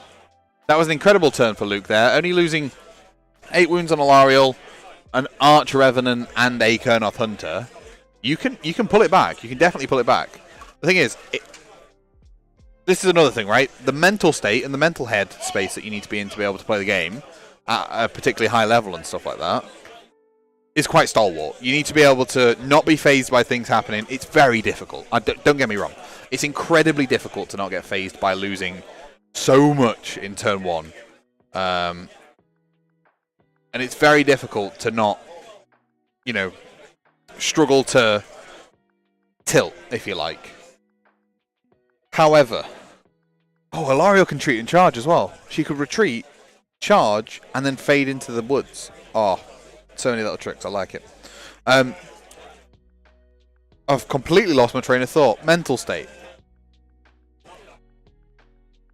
It's I don't know. It's basically Luke has it is in his court. He could potentially clear 1, 2, or even 3 of these big things over the next couple of turns. And it is a 5-turn game. We're at turn 3. We're not even halfway through the game. Once he's finished this turn, we're halfway through. But it's turn 3. You've got 2 more turns after this to do as much damage as you can.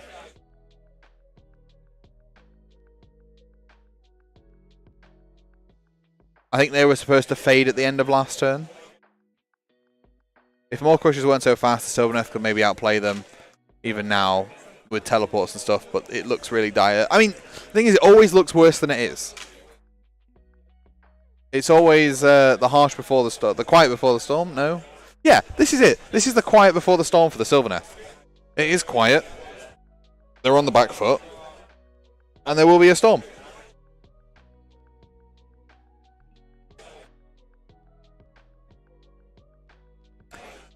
And it's just a case of, we got to see what happens. So Harness the Spirit Paths is one of the Sylvaneth specific ones, ladies and gentlemen.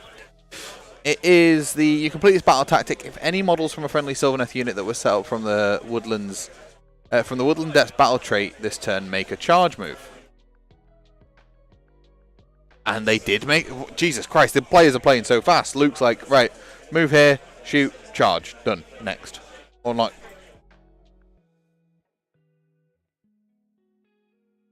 What's Alariel doing? Alariel's got to fight and fade, right? She's got to.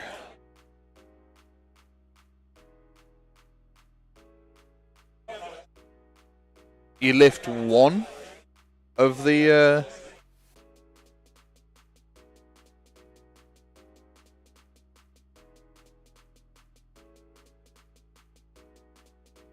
one of the brutes?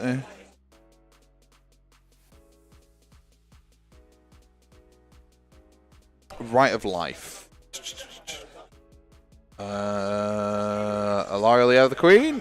Where is she? She's there.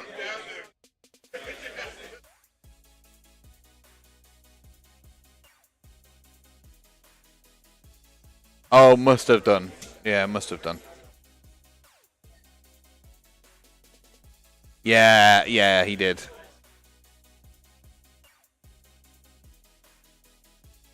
I find it interesting that it's once per battle. I'm surprised they didn't put something like, like the Idoneth's Tides, right? I'm surprised they didn't do something like that with the growing woods of Sylvaneth.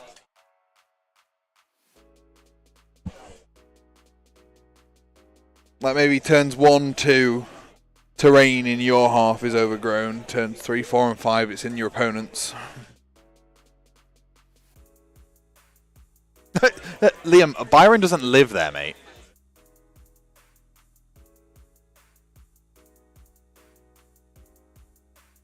I think Luke just skipped through it all, Liam, to be honest with you. I think it was like a shield and a bolt, and then they just... Again, it's really difficult. It's one of those things where I think he's just wanting the pain to be done, but doesn't want to concede, if that makes sense. Like, he's trying to give Byron a game, but the more Crusher just lifted Alariel.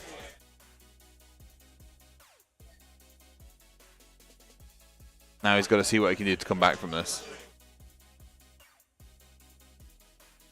Oh, it's just been nothing short of unfortunate.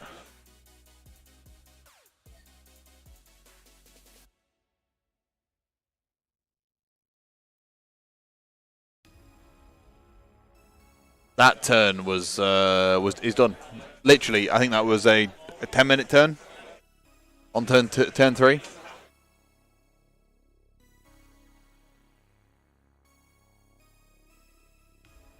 Jeez.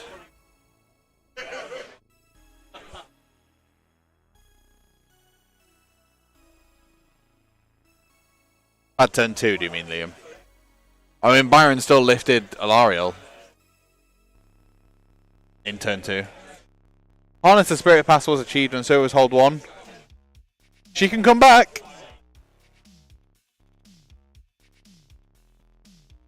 I hope she comes back.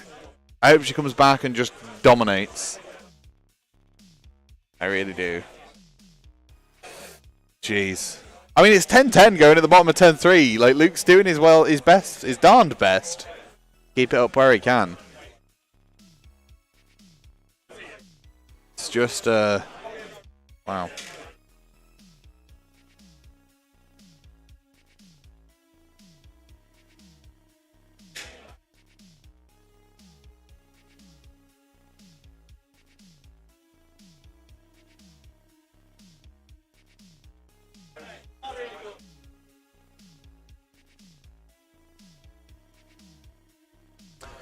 Oh, well, I'm going to go play a different game.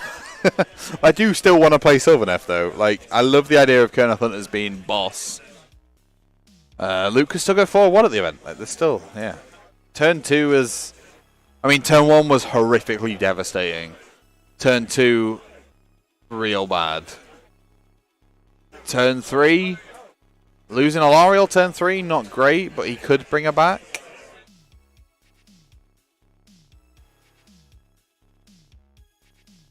Bring her back next turn on a 2-up.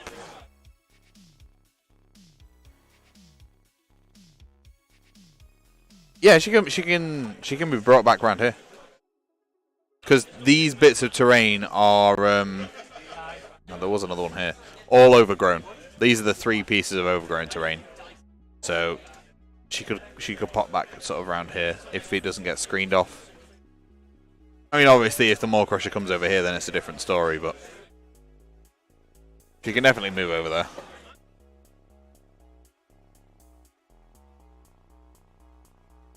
I mean, Byron's going for the kill on the Kurnoths.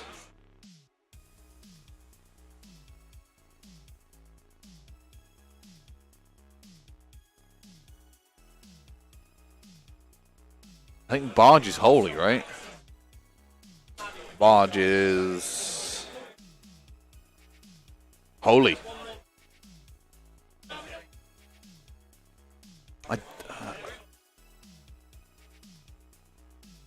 I guess you're going to try and great big... I know, he's already in the movement phase. And to right... Yeah, hang on. Yeah. In this mission, it's half the board, isn't it? Territories. Oh, dear. I just feel bad, right? Because it's just a series of dice that have... Like, turn 1 dice...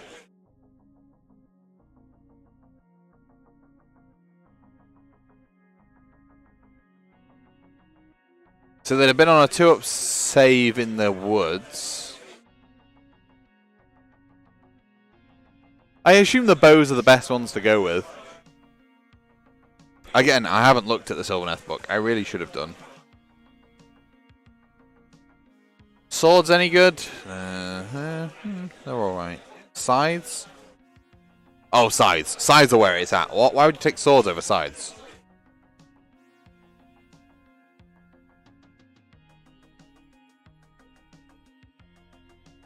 Right? What? Scythes are insane.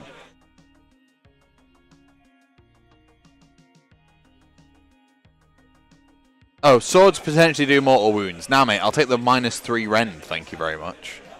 Lose an attack, but get -3 rend, still the same amount of damage? Yes, please.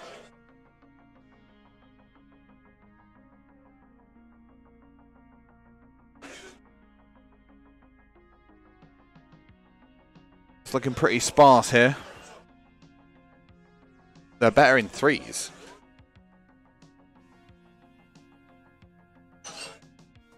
Is that just because of base sizes, Liam? Or do you mean the swords are better in 3s than scythes?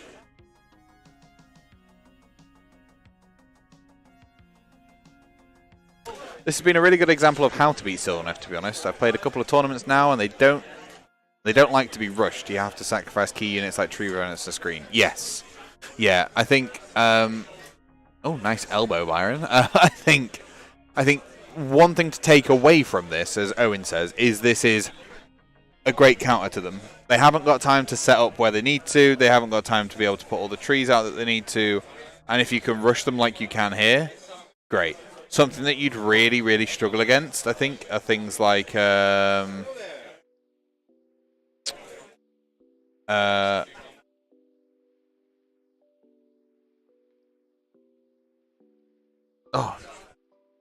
Fire Slayers. Slow. Anything slow will struggle. Anything fast, I think, is great.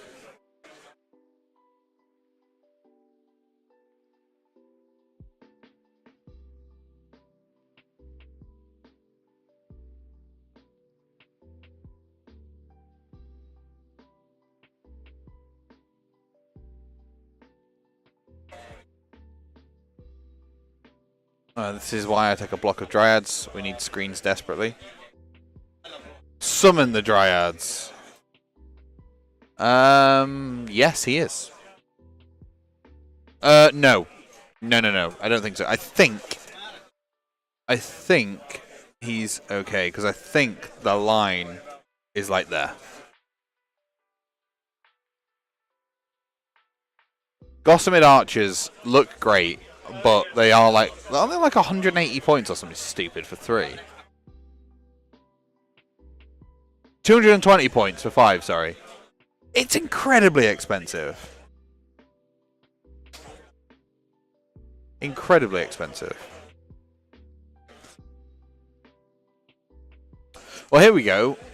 This is the Rock versus... Oh, you know, here we go, chat. You used to think that Rock lost to Paper. But it turns out, looking at this, Rock has just beaten Paper. There is a delay. Maybe it's my chat that's a delay. I love how you all put 220. Go on, somebody else put 220. I think there is a delay in my browser. Give me a second. As soon as you guys hear this, can you type in beef in the chat?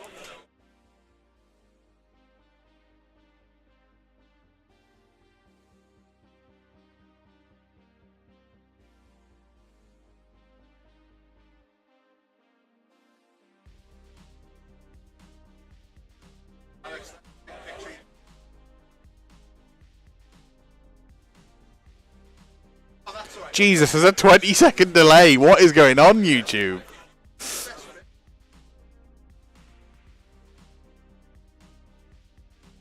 Oh. I've got a steel deck. Nice.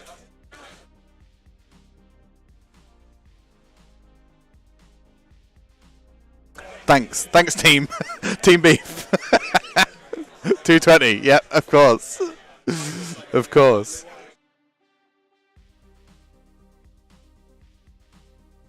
I love you guys. You guys are great. You stay classy, San Diego.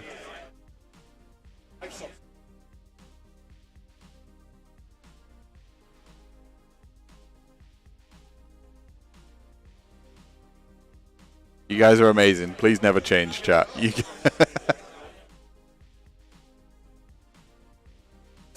Come on, Luke. Tree man. I think he is failing barge here.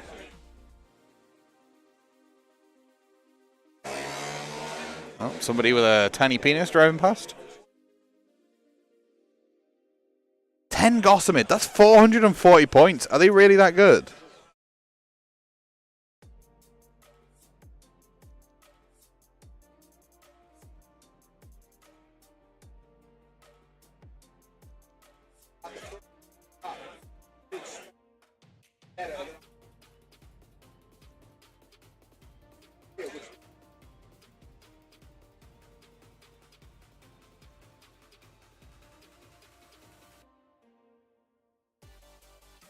I love it if Alariel comes back. Come on. Have they just gone for a... No. I mean, it's 15 plays 10 going into turn 4. Big old priority roll. We've got a 6 plays 4. Luke manages to retain priority again. Obviously, you take it.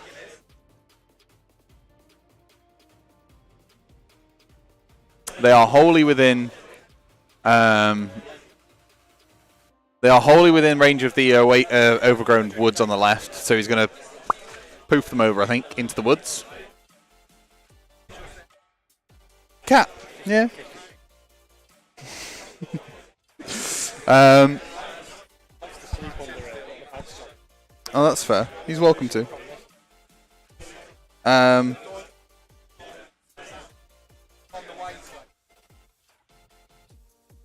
Can we bring back Alariel? That's the question. I want to see if we can bring back Alariel. It's turn... What is it? I mean, you can guarantee it turn 5, right?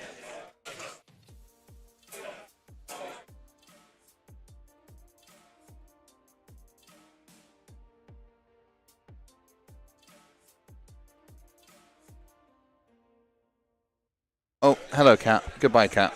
Thanks for stepping on my shit, cat. Not shit, cat. When you say screen, why are Gossamids so good at screening?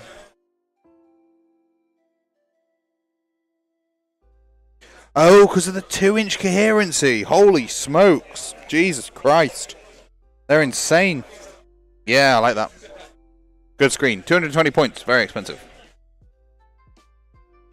Oh, pardon me. Sorry, little cat. Move out the way.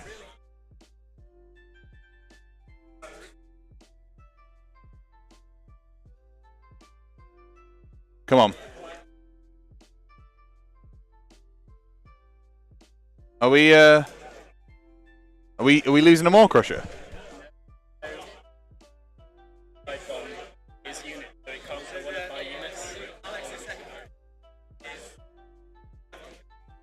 Right, okay. Yeah. Yeah. Yeah.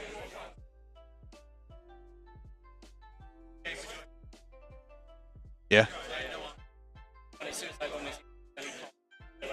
Yeah, of course. So you're purposely not bringing Alariel back? Oh, you jammy bastard!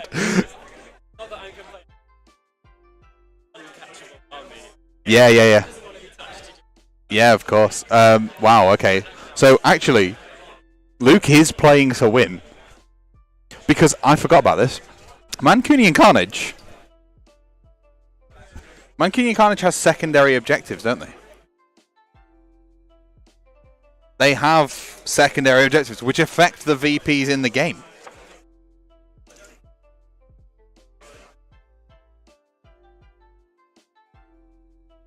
According to the players. Which means Luke's was the Eagles are coming, so have 2 units with the fly ability to fly contestant objective, which he had with his thing.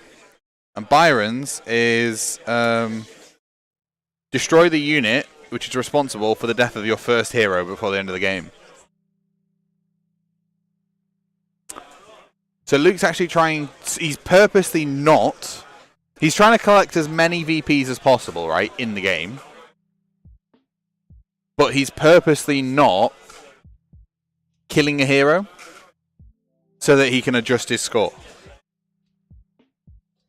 So Luke could get 10 VPs by just running away here.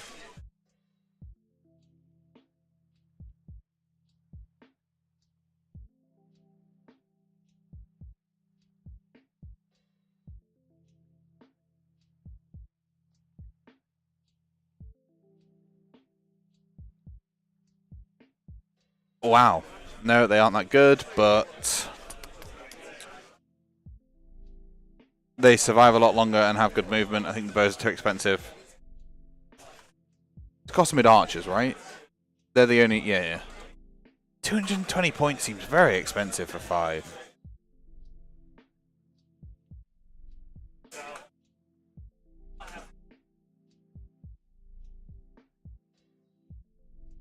Right, so basically, at the start of each game, you choose a... At the start of each game, you choose one of the 12 secondary objectives that are available. The one's chosen, and you tell your opponent. You can only use it once per tournament. So Luke chose the Eagles are coming, which is have at least 2 units with the ability to fly, contest an objective at the end of a turn, which he's achieved. Byron's is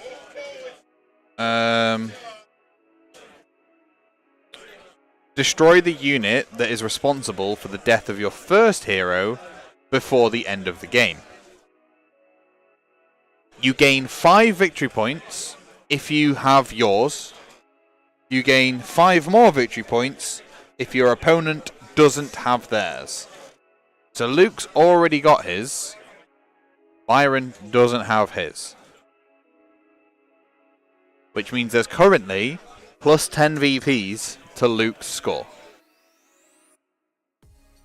after the game's finished.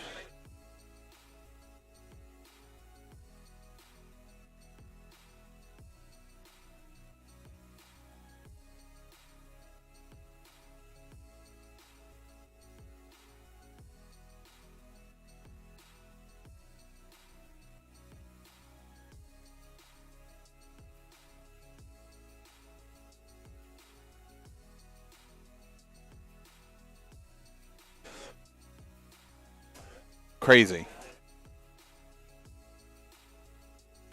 Turn 4, bloody hell, that went quick.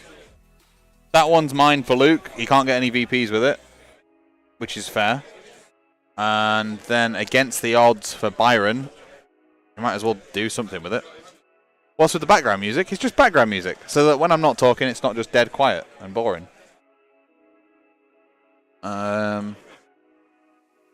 It's really weird because that 5 VP swing means that it's going to be difficult. So, hang on a minute, sorry. Luke gets hold 1 for his turn, that's it.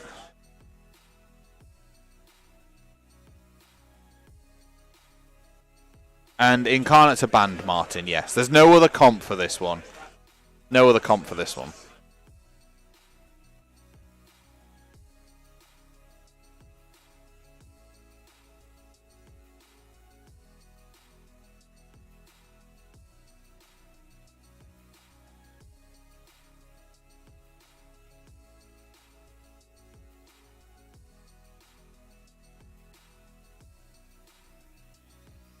Well, if you want a completely uncomp tournament, Martin, I am running one at Sutton-in-Ashfield Sanctuary Gaming Centre next weekend. It's £40 a ticket, 2 days, hosted at Sanctuary Gaming Centre under Dyson Ducks. For more information, visit dysonducks.com. The only comp, actually that's a lie, I've got 1 bit of comp in my arm, in my tournament. We are not playing Battle Lines Drawn or Lurkers Below, but the missions will be revealed on Wednesday next week, as list submission deadline should have been tonight, has instead been extended to Tuesday. So Tuesday is pretty simple. A priority going into turn 5. Luke loses it, so Byron gets it into turn 5. So there is a double turn from the Ironjawz. Not a lot of killing, because Byron doesn't really want to kill those Colonels.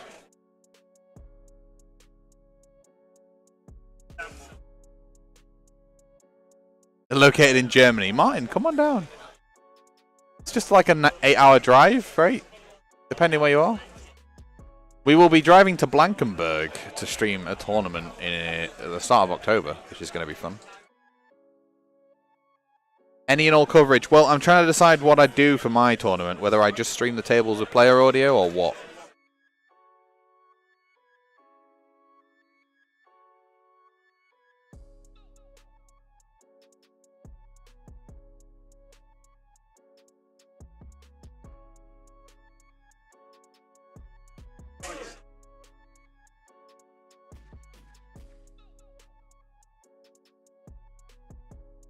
Yeah, so turn... Okay, 1 second, chat. Explain to me what happened.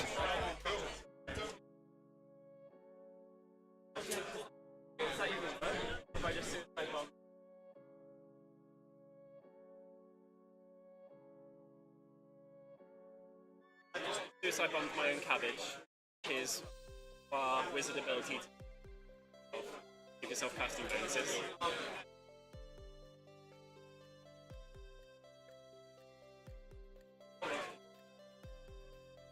Work out a way for him to kill me. We can't. So you're trying to work out a way, Jesus Christ, trying to work out a way for Luke to have to be able to kill you, a hero, so that the Byron can then kill it to get his his secondary objective. Yeah. But there is. I'm just blowing up my cabbage. Oh, your cabbage is dead for no reason. Great. So he did the power of the Waaagh to do himself. Sorry.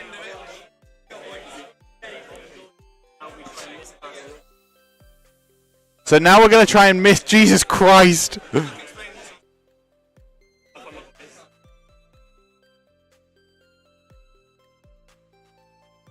What is going on? So basically, okay. This is so damn confusing. But basically, what Byron's trying to do is he's trying to wound himself to the point of Luke having to kill him in combat with bow revs. I'm so confused, chat. Yeah, we can do, Mick. We can do. Yeah, so basically,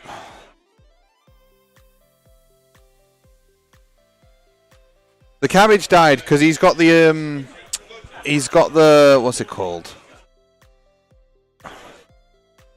Is it Master of the Weird? That's the trait that lets you take D3 mortal wounds to add to your casting, right? So he did D3 more. The one that was removed had 3 wounds left, and he was trying to do 2 wounds to himself, so that it was only on 1.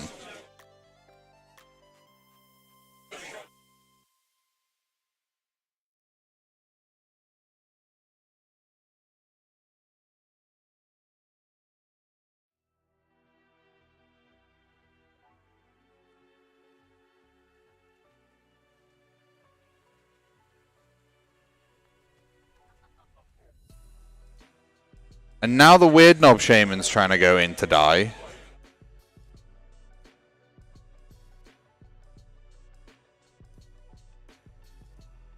I'm so very confused as to what the hell's happening.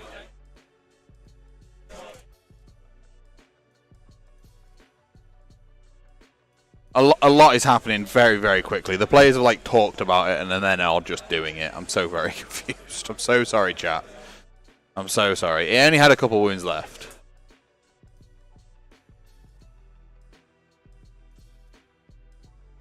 So the idea is, can these two Kurnoth hunters with bows kill the weird knob shaman?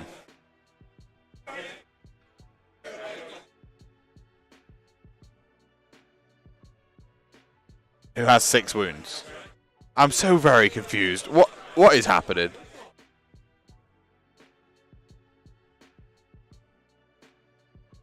I think he just tanked his save. He's just trying to get past the 5 VP difference. So Byron did win the double turn, which is usually you'd be like, oh sure. Part of me thinks in turn 3, if it had just killed him, you could have held 1, held 2, held more, and burned 4 points, and then won the game. You would have got take what's theirs, because remember, grand strategy is important as well.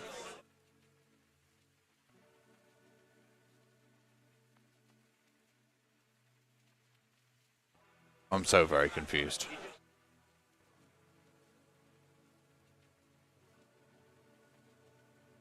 The weird knob has 4 wounds left after all of that.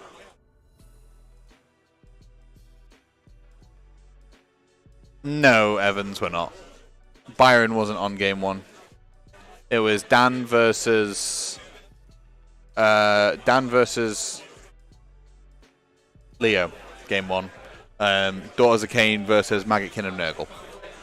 Go back and watch it on the VOD if you're interested. But we will be streaming somebody who's 1 win, 1 loss for game number 3. There's somebody who's vying for a 4-1. And then tomorrow we'll stream table 5. Table 1, sorry. Games 4 and 5. Hello, men. Got just under an hour left.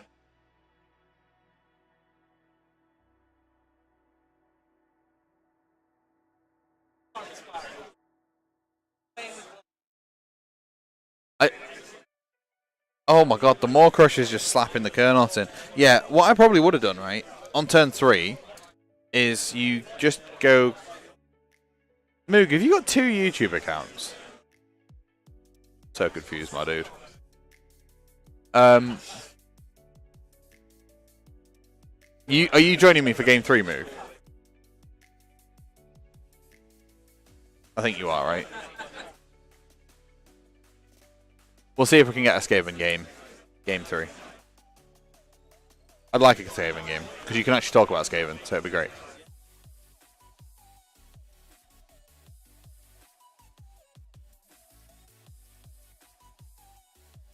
I'm really confused at this game, though.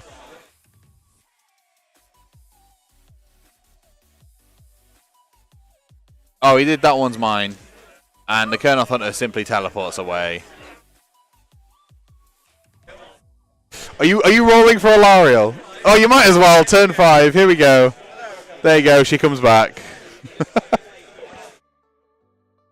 Here's where he now kills a hero with Alariel.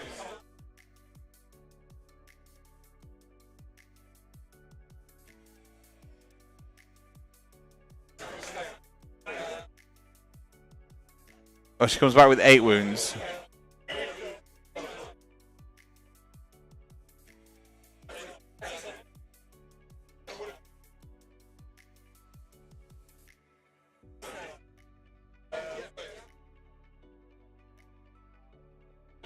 He just yeeted off. Okay, so the shaman went in and tried to kill itself, failed to kill itself, then Alariel just threw a spear at it.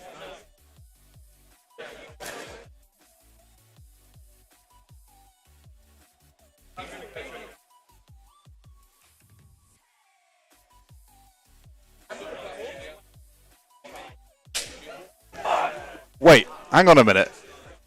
Iron Suns. Oh my god, yes, because the Iron Suns can charge in the enemy's charge phase, can't they?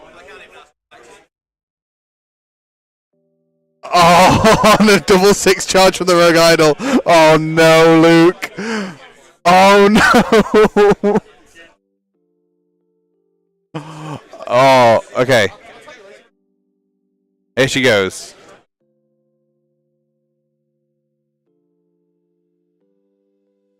Wow. Okay, that was a double 6 charge there from the Rogue Idol. Going back into Alariel. We actually have a fight for the first time in 3 turns.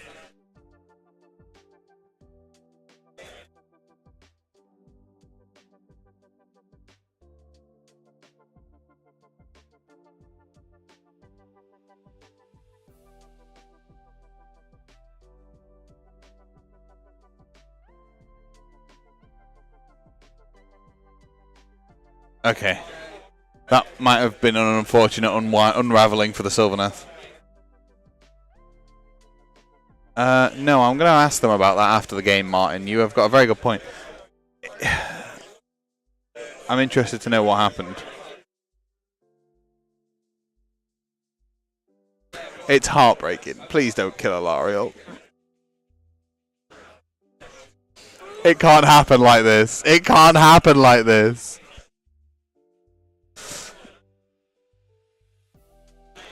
Most probably, but then that's twice Martin, isn't it? There's probably a very good reason, and if I find out the reason after the game, I will make sure in game 3 that we talk about it if you're going to be back. But I will ask the players as to why it's not come back. Oh, there's not a handshake. There's a hug. I assume it hinged on that.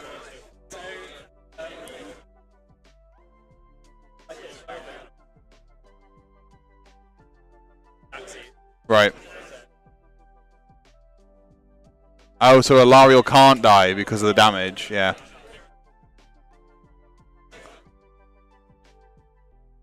Of course. Okay, so how does it end? How does the game end?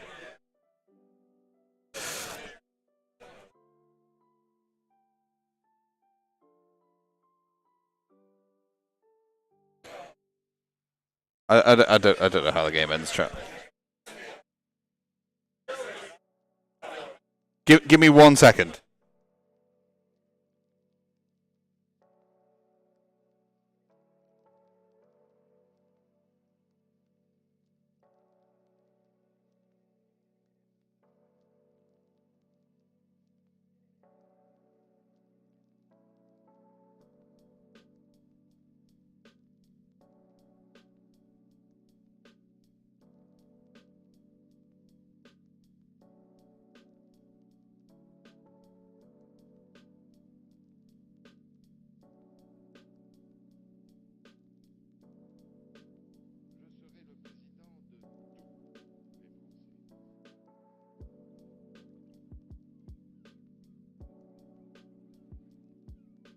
Okay, never mind. That was tournament points for the plus 10 VPs. God, it's so confusing. So confusing. Right, so that is the end of the game. 23-12. No grand strat for Byron. I'm gonna just come back to B, and I'm gonna do two things. First thing, I'm gonna apologise for how wrong side of the thing I am. Second thing, Mark's not here. He's busy. Third thing, I'm apologising for three things. How chaotic that game was. I was so confused. The secondaries for Carnage don't impact VPs.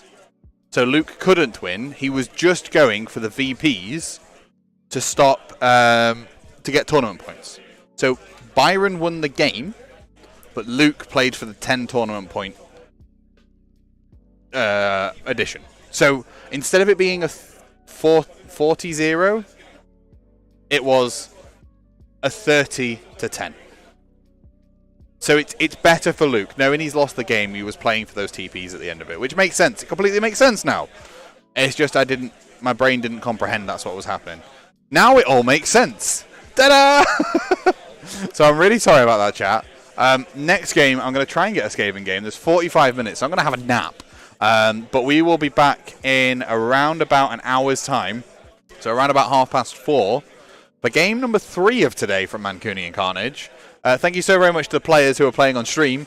And also, thank you very much to everybody at home who's watching, or if you are watching on repeat, cheers. We will see you for game number 3 in not too long. Catch you in a bit.